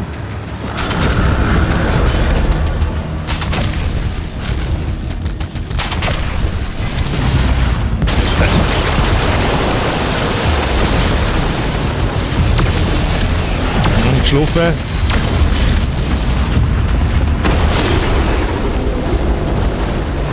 Haben wir schon wieder niedergerissen, das nächste Schiff, oder was? Anvisieren. Was? Und da muss ich da rein, oder was? Hä? Okay. Top Gun Vibes. Der Grantel! Der Grantel! Merci wieder Abo. Kuss auf die Nuss. Ich hab keine Ahnung, seit wann ich Abos sehe, aber das ist ja wurscht. Hab ich vorher schon mal gesagt. Muss ich hin. Von wo kämen 4? Da müssen wir in der Regel grob hin. Ah, da schaut's doch gut aus. Da sitzt er. Oh! Der Enforcer. Enforcer sind Ziele hoher Priorität, die eine Gruppe gestärkter Dämonen unterstützen. Ah ja. Diese gestärkten, die hat es im Eternal hat's die auch gegeben. Diese gestärkten Dämonen sind schneller, haben mehr Gesundheit und können schnell Verstärkung erhalten. Wenn du den Enforcer tötest, stoppt die Verstärkungswellen. Okay.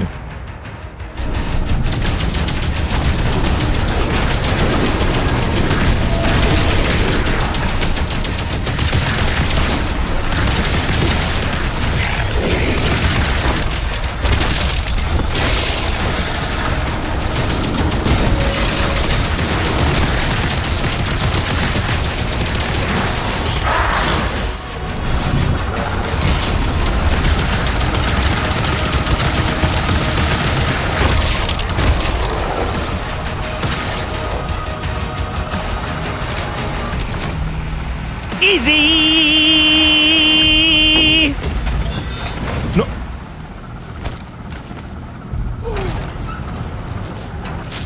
Es ist nicht die doppelläufige Schrotflinte, es ist die Super-Schrotflinte.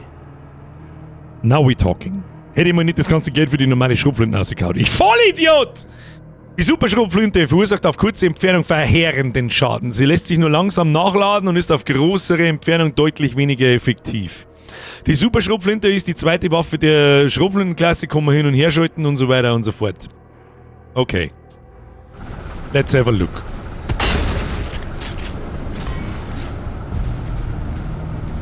Yeah, boy. Das heißt, ohne Chargen und dann mit der fetten Schrotflinte in die Fresse geballert. Du Fotzengrobs, Mistviech, du Fotzengrobs. Aber das Ding dauert auch lang, gell?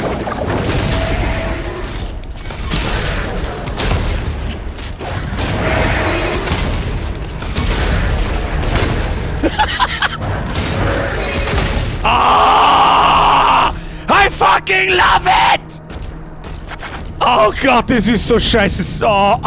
Satisfying wollte ich eigentlich sagen und nicht scheiße, sondern es ist Zeit für das absolute Zelt in meiner Pan. Da muss anscheinend wieder irgendein... Nein, nicht. Okay, das ist dieses Ding, da haben wir schon ein paar verschissen. Okay. Jetzt Bierzelt-Time. Ich weiß noch, und das hat in Eternals so viel Spaß gemacht. Es war so ein wichtiges Feature. Da hat die doppelläufige Schrotflinte hat so einen Grapple-Hook gehabt. Das war dermaßen geil. Jetzt hast du den Schädel zum O-Chargen. Das ist im Prinzip dasselbe. Die Frage ist, wenn wir da reinkommen. Da ist ein Rubin drin, gell? Aber da muss doch irgend... Was ist denn das da?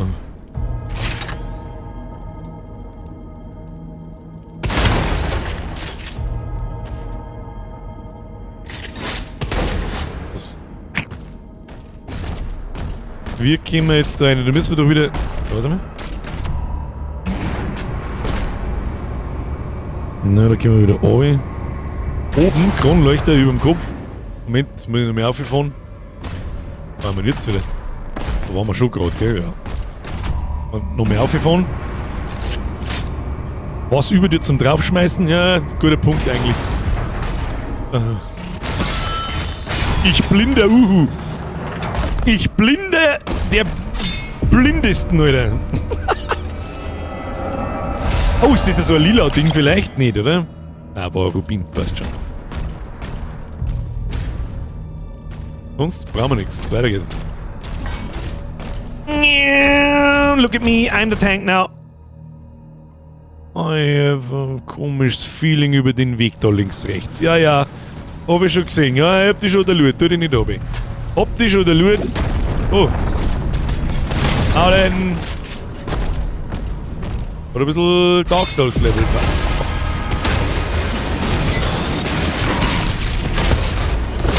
Jetzt macht's Spaß, Fettsack! Jetzt können wir schmerzen! Jetzt gibt's auf die Fresse, du Huren! Du Futzengruber!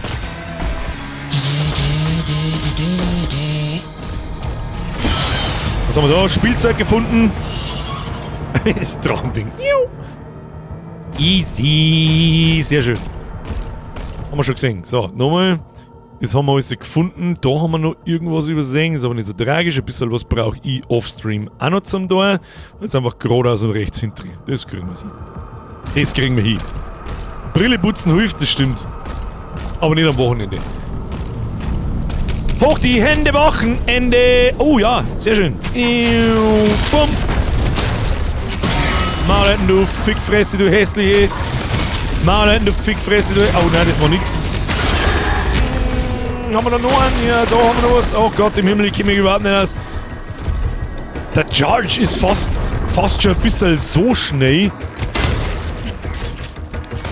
Wenn man so durchhebe, darf man sonst durchfahren. Abhauen. Durchdroschen durch die ganze Wichse. Da, hier. So schaut's aus. So schaut es aus. So, jetzt fickt uns der Boss wahrscheinlich wieder. Das ist gar keine Zeit. Ah, da haben wir noch was. Das nehmen wir mit natürlich. Das können wir gut brauchen. Das Schiff halt zusammen. Jetzt haben wir 4 von 4, oder? 4 von 4 Schiffe, zerpimmelt. Boss, wo? Ich fliege jetzt einfach mit da, was ich auch nicht. Das Sinn macht oder nicht.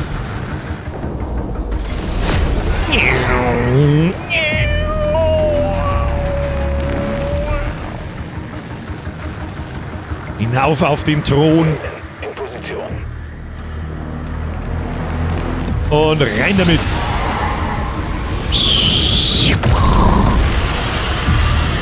Upgrades. I can upgrade some shit. Schauen wir mal, was kann man mit der Schrotflinten so stehen? Super Schrotflinte. Die Zeit zwischen Super Schrotflintenschüssen wird verkürzt. Das ist das Allerwichtigste. Da spare ich noch. Was haben wir da? Die Super Schrotflinte verursacht bei Rüstung erhöhten Schaden. Ja. Die Super Schrotflinte feuert eine erhöhte Anzahl an Projektilen pro Schuss ab. Das ist die beste Waffe im Spiel. Was möchtest du? Was kosten da die nächsten Stufen? 100. Nein, das ist mir nicht wert. Nein, das ist mir nicht wert. So, Kinder, jetzt gibt's aufs Maul. Oder ich stirb, kann natürlich auch sein.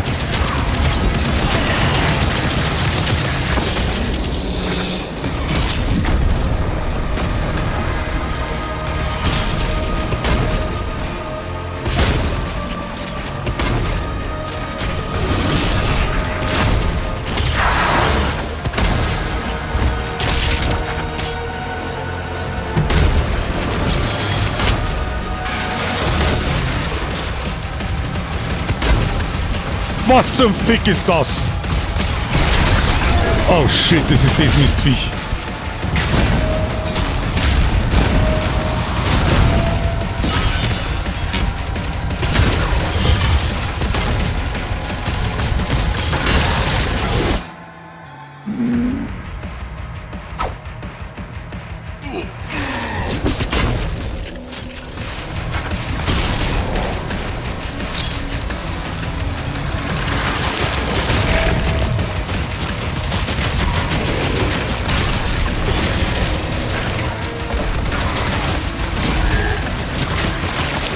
Jetzt haben wir langsam aber sicher da, wo ich hin wollte.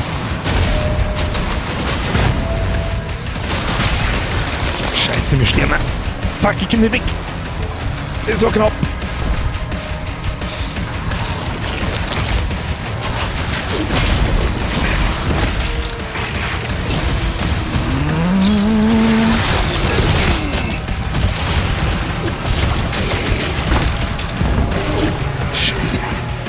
Ja, den kriegen wir so nicht. Den kriegen wir mir da so nicht. Da müssen wir ein bisschen... Oh, ich noch nicht so recht, wie wir das machen soll. Ja, ganz ehrlich, das ist eigentlich da die...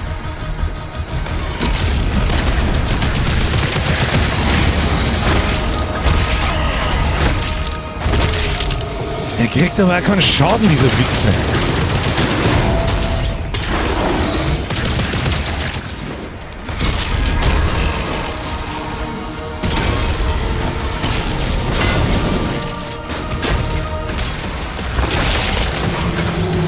Weg.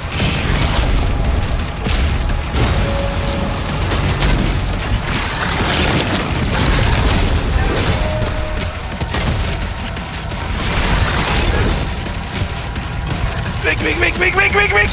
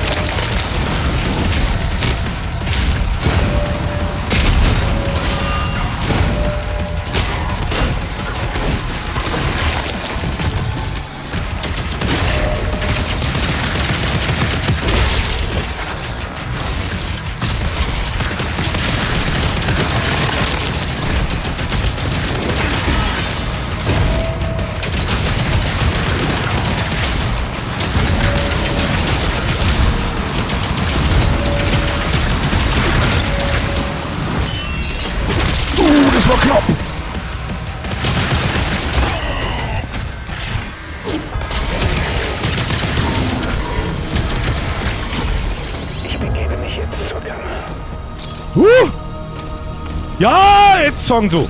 Ist gar nicht mal so einfach. Ist gar nicht mal so einfach. Man muss schon anfangen noch zum Dinger, wann, was, wie, wo einsetzen. Auf die Dinger habe ich auch noch gar nicht geschaut. Was ärgerlich ist, ich habe so viel Geld in meine normale Schrotflinten gesteckt, dass die mir diese Rüstungsteile gibt, wenn ich kleine Viecher triff. Und das tut die Super-Schrotflinte nicht. Das ist nicht so geil. Wenn ich die ganze Zeit damit rechne, ich krieg mit normalen Schuss ein bisschen ein Leben zurück. Aber gut!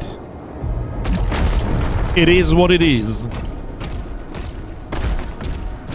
Geiler Kampf. Und schaut gar nicht, wenn das schon in Mission 5, 6 langsam anfängt.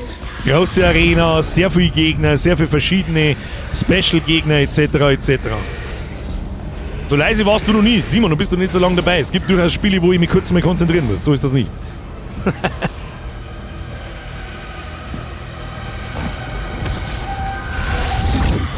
Das darf die Mission gewinnen, oder? Wir spielen. Bei mir ist es halt einfach Eve.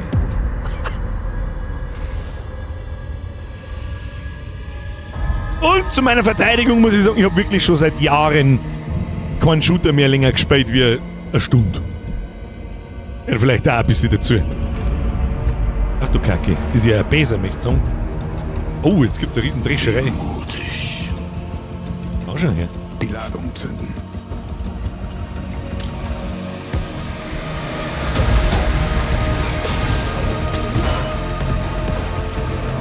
Und die beste Ausrede ist immer alt, fett und langsam, ist richtig.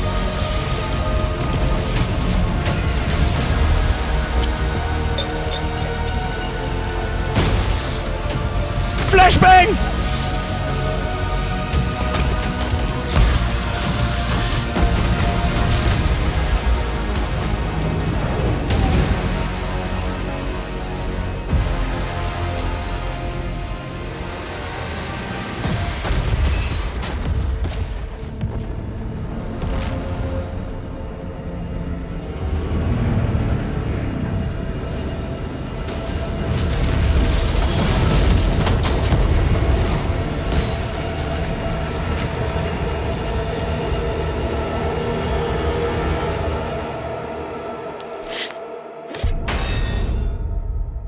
Hey, das habe ich mir fast gedacht. Da wo du mit dem Drachen umeinander fliegen kannst, da haben wahrscheinlich so viele Sachen versteckt, dass es ganz aus ist.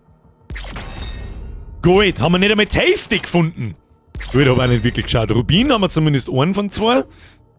Wenigstens Epse, Dämonessenz, Gesundheit, 0. 1, Dämonessenz, Munition, die haben wir gekriegt. Also gibt es noch irgendwo einen fetten Boss, wo man mehrere Leben war schon mal nicht schlecht. Geheimnisse, bisschen über die Hälfte, Codex-Einträge haben wir auch keinen gefunden und ein Spielzeug haben wir gefunden. Ja gut. Skins haben wir keinen gefunden. Was haben wir da? Beseitige alle Kultistenzirkel. Ach ja, jetzt Level hat da seine eigene Herausforderungen, oder wie? Du mich her, verfolge und zerstöre 3 Höhlenkämpferschiffe, das habe ich gemacht. Steige an 2 geheimen Landezonen vom Drachen ab. Für das muss man halt nochmal spielen dann. Ja, hab schon verstanden. So haben halt die Level auch wieder Spielwert. Ja, einmal durch. Und ja, das ist das Perfekte für einen 4 von 9 bis über die Hälfte gesagt. Frag mich nicht warum, aber ich habe gerade mit 3,33 gerechnet. Ja, die Hälfte ist geteilt durch 3 heute einmal. Hoppala. Meine Damen und Herren, mehr gibt's dazu nicht zu sagen. Selbstverständlich spielen wir da nächsten Montag gleich nochmal eine Runde. Und ich glaube, nächsten Mittwoch nicht gleich direkt nochmal Doom, aber die Leute von Tavern Master haben ein neues Speiseball. Ich glaube, es heißt Blacksmith Master oder irgendwie so. Wir haben uns am Mittwoch anschauen. Ich glaube, das hört sich gut an. Dann spielen wir uns dumm und dämlich. Dann darf ich sagen, ich glaube, das ist doch. Wieso kann ich da jetzt nicht. Kann ich da nicht zurück ausschalten? Nein. Wieso kann ich da jetzt kein Kapitel nicht auswählen? Muss ich das mit Q mal? No. Wieso kann ich jetzt da die anderen Level nicht spielen? Also ich hoffe, dass das geht. Oh shit, jetzt habe ich aus Versehen auf Escape gedrückt, das wollte ich eigentlich nicht. Aber gut. Kampagne, Belagerung Teil 1. Die heilige Stadt. Was ist denn das? Belagerung Teil 1. Wieso? Nein, das wollte ich nicht. Nein, das wollte ich nicht nochmal. Okay.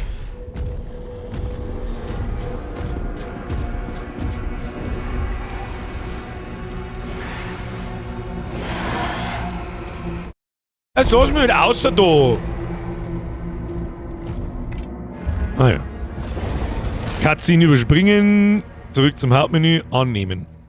Wie kann ich die Kapitel auswählen? Ah ja. Es geht mit der Maus nicht. Seht ihr meinen Mauszeiger? Ja. Ich kann da nicht auf die Pfeile klicken. Das muss ich mit der Pfeiltaste machen. Also da hätte man sich was Besseres ausdenken können, meine Damen und Herren. Aber gut. X Details, keine Ahnung. Ja, dann habe ich da schön was zu tun. Übers Wochenende, wenn ich dazukomme. Und schaue, ob ich da noch ein paar Sachen ausholen kann zum Upgraden und die Geheimnisse und so weiter. Gleichzeitig ein bisschen üben, weil warum nicht? Und bis jetzt muss ich ganz ehrlich sagen, beenden uns zum Desktop. Jetzt passen wir auf. Das erste, was ihr jetzt einmal tut, ihr smasht jetzt einmal den Like-Button. Das ist das Allerwichtigste. Weil ein Haufen werden sie wahrscheinlich wieder schleichen direkt nach dem Gameplay. Jawohl, es ist 5 nach 11. Ja, das Zocken ist jetzt halt vorbei. Jetzt gibt es aber noch kurz ein kurzes Fazit, hätte ich gesagt. Erst einmal muss ich zum Wolfrig-Merci sagen. Update, Mutti ist wieder... Die habe ich komplett übersehen, es tut mir leid, aber ich hoffe, du bist noch da. Update, Mutti ist wieder aus dem K. Draußen OP ist gut verlaufen, aber sie hat es überstanden, hat auch mich rausgepresst, also nicht verwunderlich. Super, schön. Herz als Spam, hat's voll gebraucht. Ich hoffe, du bist noch da und erstes. Und es tut mir leid, dass ich es vorher nicht gesehen habe. Andal! Mir geht ein bisschen das im Takt zerpimmeln ab, habe ich so das Gefühl. Ansonsten ein mega starkes Spiel. Ich weiß genau, erst einmal mehr wieder in 10. Das hätte nicht 10 Euro kosten müssen, du verdammter Irrer. Dankeschön, Kuss auf die Nuss.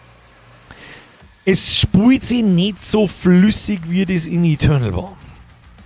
Habe ich das Gefühl. Und deswegen, das mit die Nahkampfangriffe, die hat es so in Eternal nicht gegeben. Und die machen. Was schreibt der Bordrobot? Wenn du das erste Level nochmal spielst, hast du dann das Beginner-Level oder das aktuelle Level? Meinst du, wenn ich jetzt Offstream nochmal spiele, dann spiele ich natürlich auf dem Level, wo wir mir jetzt da auch spielen. Wir haben ja irgendwo in der Mitte, ein bisschen über der Mitte des Schwierigkeitsgrads, glaube ich. Alter Birger, keine Spoiler, aber du findest bald so eine geile OP-Waffen. Bin gespannt. Aber es soll es ja nicht spielen wie Eternal. Es ist ja ein neuer Teil. Ja? Brotzeitbrille! Stimmt, an das habe ich gar nicht gedacht. Herr Weitler, nichts zu danken, um Gottes Willen. Oh nein, er sitzt sich hier und muss ein gutes Spiel spielen. Es spielt sich schon cremig. Also damit meine ich jetzt, das Trefferfeedback ist da. Es spielt sich butterweich, genau wie Eternal. Das hat mir auch damals schon so gut gefallen. Aber es spielt sich halt einfach anders. Wie sie es halt auch gesagt haben, du bist ein fetter Tank, der da im Haufen drin steht. Und nicht wie in Eternal, der umeinander springt und umeinander fliegt und Double Dash und Double Jump und keine Ahnung was. Und ein Grapple Hook an deiner Schrotflinten dran. Für das hast du jetzt einen Charge, der sich sehr satisfying anfühlt und richtig Bock macht. Aber irgendwie tue ich mich hart gegen dicke Gegner, weil ich nicht so recht weiß, was ich tun soll. Hitchargen, zuhauen, klang nicht, weil ich finde, dass die Nahkampfangriffe fühlen sich ein bisschen träge an. Die Nahkampfangriffe fühlen sich ein bisschen träge an. Weiß nicht, wie ich anders sagen soll. Die hauen die ein bisschen aus dem Spielfluss raus. Und das nächste ist, wenn du die kleinen Schüsse und so einen Scheiß, wenn du das perfekt blockst und so, dann kommt da so eine kurze Zeitverlangsamung. Die kann schon ganz nützlich sein. Ich finde aber, in den Momente drücke ich dann gerne auf E für Nahkampfangriff und dann checke ich nicht so ganz, dann ist das Feedback von dem Nahkampfangriff so seltsam, zeitverzögert, dass ich nicht weiß, geht jetzt der durch oder nicht? Und ich finde, dass man so schnell so viel Damage kassiert, dass ich manchmal gar nicht check, wo er überhaupt herkommt. Und das ist halt, kann an mir liegen, um Gottes Willen, aber ich habe irgendwie das Gefühl, so manchmal kriege ich so viel Schaden auf einen Schlag, wo ich mir eigentlich denke, ich bin eigentlich ganz gut beieinander. Nein, bin ich nicht. Bumm tot. Das war ein wenig... Bernie schreibt, das eigene Trefferfeedback, wenn man selbst getroffen wird, holt Luft nach oben. Ja, genau, das, was ich gerade gesehen habe. Gerade gesagt habe. Kann man das nicht umstellen mit der Animation Speed? Werde ich mir anschauen, mich würde es aber wundern, weil es doch eine Gameplay-Mechanik ist. Die wichtig ist, natürlich. Also die haben sie wahrscheinlich schon irgendwas dabei gedacht, aber das fühlt sich nicht so flüssig an wie in Eternal. Trotzdem, finde ich, fühlt sich das Gefühl von einem, du bist ein fetter Tank, der springt in den Haufen rein und die ganzen kleinen Kanonenfutter-Minions oder Gegner platzen einfach. Es macht einfach Spaß. Es macht einfach Spaß. Aber irgendwie, es kommt mir nicht so schnell vor wie Eternal, Evil da schon wieder. Das versuche ich eigentlich die ganze Zeit schon zu sagen, also ganz simpel runtergebrochen, es ist nicht so schnell wie Eternal. Es muss aber nichts Schlechtes sein. Ist er nicht. Also ich habe Spaß. Ich finde die Neuerungen geil mit dem fetten Mech. Und ich finde mit dem Drachen, am Anfang war ich ein wenig skeptisch. Und dann habe ich gedacht, ja, eigentlich ist es doch ganz cool. Wir haben coole Spielmechaniken und so, wenn es nicht überhand nimmt. Ja, dass ich da von A nach B fliege und so weiter und dann ein paar so Flugeinlagen habe und so, das ist ganz okay. Aber trotzdem soll ja der Level mindestens aus 80%, 85%. Ich bin der Doom-Guy und baller hier die Viecher zu Scheiße. Und das am Schluss, da hat man es jetzt halt eigentlich richtig gut gesehen, auf das habe ich eigentlich Bock. Da ist ein spezieller Gegner, riesengroß und der ist ja richtig saftig und rundherum kommen die ganze Zeit kleine Gegner und so weiter und so fort. Wer mir am meisten nervt, ist der Melee-Typ. Der springt dir von hinten an und den musst du genau richtig blocken, weil der macht so viel Schaden und hält so viel aus, dass es ganz aus ist. Für mich persönlich war 2016 das Beste, aber alle gut. Ein 16er habe ich nicht durchgespielt, da habe ich ja noch nicht gestreamt oder zumindest noch nicht richtig gestreamt. Deswegen kann ich es mit dem 16er nicht so richtig vergleichen. Das müssen die eigentlich einmal nachholen im Ganzen. Linzep, mal eine Frage, in welcher Woche bist du nicht da im Juni? In der zweiten? Ja, in der zweiten. Das ist auch schon. Wir sehen uns noch nächste Woche, übernächste Woche und dann noch mehr Woche und dann bin ich einmal eine Woche nicht da. Also wir sehen uns quasi nicht von 9. Juni bis 13. Juni. Da bin ich nicht da. Also ich bin in Lande, ich werde nicht, normalerweise fliege ich da in Urlaub, zumindest in den letzten 3 Jahren. Dieses Jahr nicht, aber ich bin nicht da. Wir machen zu Hause einen Haufen Zeug und ich versuche, dass ich von dem Kasten ein bisschen wegkomme, ein bisschen Annex-Pause mache, ja, Programmierpause und so weiter und so fort. Und da sehen wir uns einfach nicht. Falls ihr irgendjemand Neues vielleicht fragt, so mit wie, der ist einfach eine Woche nicht da, da habe ich Geburtstag. Ja, und da werde ich mir dermaßen die Lichter ausschießen an diesem Montag, dass ich da nicht streamen werde. Ich sitze mir ja nicht, bei aller Liebe an meinem Geburtstag sitze ich mir nicht daher und stream. Soll ich vielleicht damit da, vielleicht rennt es dann das Geld vom Himmel. Nein, natürlich nicht. Da bin ich einfach nicht da. Mal wieder eine Küche aufbauen. Das ist schon wieder ein Jahr her, gell? Gute Fixe. Der Timmy fragt, wird das durchpimmelt? Also bis jetzt schaut's gut aus mit Doom. Sag ich dir, was ist. Auch wenn das vielleicht zum Zuschauen, das war damals schon so, das ist mir damals auch schon aufgefallen, das wird jetzt nicht anders sein. Das ist vielleicht zum Zuschauen nicht für jeden was. Das ist mir absolut bewusst. Und solange sie sich nicht künstlich entlenkt zieht, wir haben jetzt 6 von 22 Kapitel. Wenn wir mir so 6 Kapitel pro Dings schaffen, dann haben wir noch 1, 2, haben wir noch 3 Streams. Ja, müssen wir da eine halbe Stunde drüber anhängen oder 3 Stunden, dann kriegen wir es schon fertig. In den nächsten 3 Wochen. Was dann auch noch kommt, was mich ein bisschen ärgert, jetzt pass auf, das kommt glaube ich am 29. oder am 30. Dann haben wir, wie soll ich sagen, dann haben wir parallel eigentlich 2 AAA-Games da. Einmal Doom. Und dann kommt das neue Elden Ring Night Rain. Das werden wir selbstverständlich auch spielen. Und da das ein Koop hat, werden wir da wahrscheinlich auch einen Community-Zock draus machen. Und bis dahin spielen wir Doom und das Blacksmith Master, glaube ich, heißt es. Das hört sich richtig gut an. Das ist perfekt. Das ist genau die Zeit, wo ich abig bin, schreibt der Herr Fallschaden. Siehst du das? Hausboot in Wales mit ein paar Freunden. Ja, nice. Drachenzähmen leicht gemacht auf Doom. Ah, das ist schon ein bisschen, ja. Ist der Zahnpasta Wasserhahn noch dicht? Ja, ist er. Ja, ist er. Es ist erstaunlich, was du für eine Scheiße merkst, Alter. Also hast du am 9. Geburtstag. Sie, Senior. Da will ich endlich 30 gehen. Dann kann ich nicht mehr 25, 26 plus sagen. Ich finde es halt erfrischend, mal ein Game mit Level zu haben und keine Open World. Es ist aber schon so ein bisschen eine Open World drin. Vor allem, wenn sie das jetzt weiter so zirken wie mit dem Drachen rumfliegen und so weiter. Das hat schon ein bisschen so einen Open World Charakter, aber ich weiß schon, was du meinst. Das sind schon noch in sich geschlossene Level und Kapitel. Scheiße, kann ich mir immer merken. Was habe ich gestern in der Arbeit gemacht? Ich war in der Arbeit. Ja, kenne ich irgendwer. Auf geht's, Nova, du Meister. Ich war auf so vielen Festivals in meinen jungen Jahren. Was du sagst. Am 9.6. Ich bin am 9.6. wie 30, Freunde der Sonne. Die Musik kann nur ein wenig noch härter sein. Ich finde, sie könnte öfter eingespielt werden. Und an Doom Eternal Soundtrack kommt nichts vorbei. Es war eigentlich geil, wenn man einen Doom Eternal Soundtrack einschalten könnte, wenn man das will. Anstatt den neuen.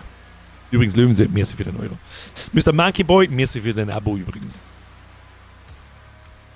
Er wird 33 ein Drittel. Mindestens zweimal. Ansonsten, es war mir ein Fest, hat Spaß gemacht. Die über 3 Stunden haben vergangen wie im Flug. An alle Neuen. Ich stream jeden, was ist mit Split Fiction? Kommt wahrscheinlich im Juli. Spielen wir wahrscheinlich im Juli fertig. Außer es ist im Juli was Besseres geboten. Schauen wir mal. Merci dir, nochmal. Schluss jetzt mit der Rumdonate rein. Kurz überlegen, wo haben wir stehen geblieben? Was wollt ihr jetzt sagen? An alle Neuen vielleicht, ja, habe ich so das Gefühl, das können wir immer mit einem nagelneuen Spiel, kommen ja immer ein paar neue da rein. Abo da lassen, nicht vergessen, Kuss auf die Nuss. Glocke aktivieren, bla. Ich stream jeden Montag und Mittwoch in der Sommerzeit. 20 Uhr bis eigentlich 10 Uhr, aber meistens auch bis um 11 Uhr. Timmy Boy!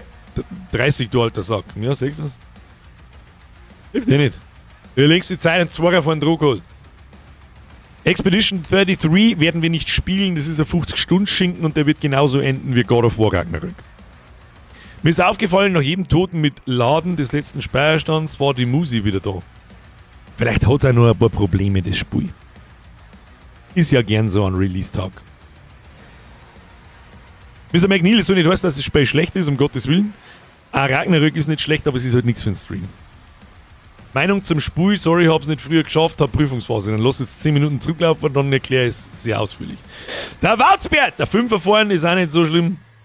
Glaubt man es, Wauzbert, da reden wir nicht drüber, das ist utopisch. Nein, wir reden jetzt da auch nicht mehr weiter drüber. Bernie, gute Nacht miteinander, Triple F, Motzen bis Montag, war gut heute, habe dritt.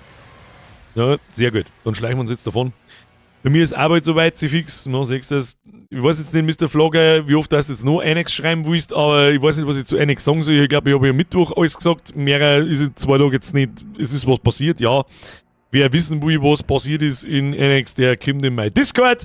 Annex ist mein selbstprogrammiertes Spiel. Browser-Game ist ein Echtzeitstrategiespiel. Ab in den Discord, ab in den Annex-Schmerz anschauen und dann passt es. So, jetzt geht's ins Bett! So schaut's aus! Meine Damen und Herren, das war mir ein Fest. Das Spiel kriegt von mir erstes Fazit 8,5 von 10. Im direkten Vergleich zu Eternal. Es ist wird mit Sicherheit nicht der beste Singleplayer-Shooter, den ich jemals gespielt habe. Das ist nach wie vor bis jetzt immer nur Eternal, weil mir das schnell einfach ein bisschen besser gefallen hat. Aber es ist trotzdem ein brachial gut umgesetzter Shooter und es macht Spaß. Sehen wir uns am Montag um 20 Uhr mit einer nächsten Runde Doom. Und was wir nächsten Mittwoch deren, da entscheide ich mich wahrscheinlich sowieso noch 15 Mal um. Das schreibe ich euch dann im Discord in der Ankündigung am Sonntagabend. Und nun schleichen Sie sich davon! Was? 4 ins Bett ist es Wochenende, das ist richtig. Ich tue noch ein wenig an Annex basteln. Wahrscheinlich. Da, jetzt schleicht euch. War mir ein Fest. Kuss auf die Nuss. Vielen Dank für die ganzen Donations. Vielen Dank für die ganzen neuen Mitgliedschaften. Da waren ja auch 2, 3 dabei, glaube ich. Vielen Dank für die ganzen Abos. Da waren ja ein paar dabei. Warum wir die auf einmal wieder eingeblendet werden, ich weiß es nicht, aber ich hoffe, Abonnenten haben da kein Problem damit, dass ich Merci sage. Danke für die ganzen Resubs. Press Triple F für die Moderatoren und wie immer ein Hashtag Strapse in den Chat zum Auf Wiedersehen sagen. Hauen Sie sich hinein. Bis Mika. Schönes Wochenende euch. HB! Ich habe irgendeinen Schunder erhalten, den habe ich jetzt gerade da liegen. Meine Damen und Herren, habe die Ehre und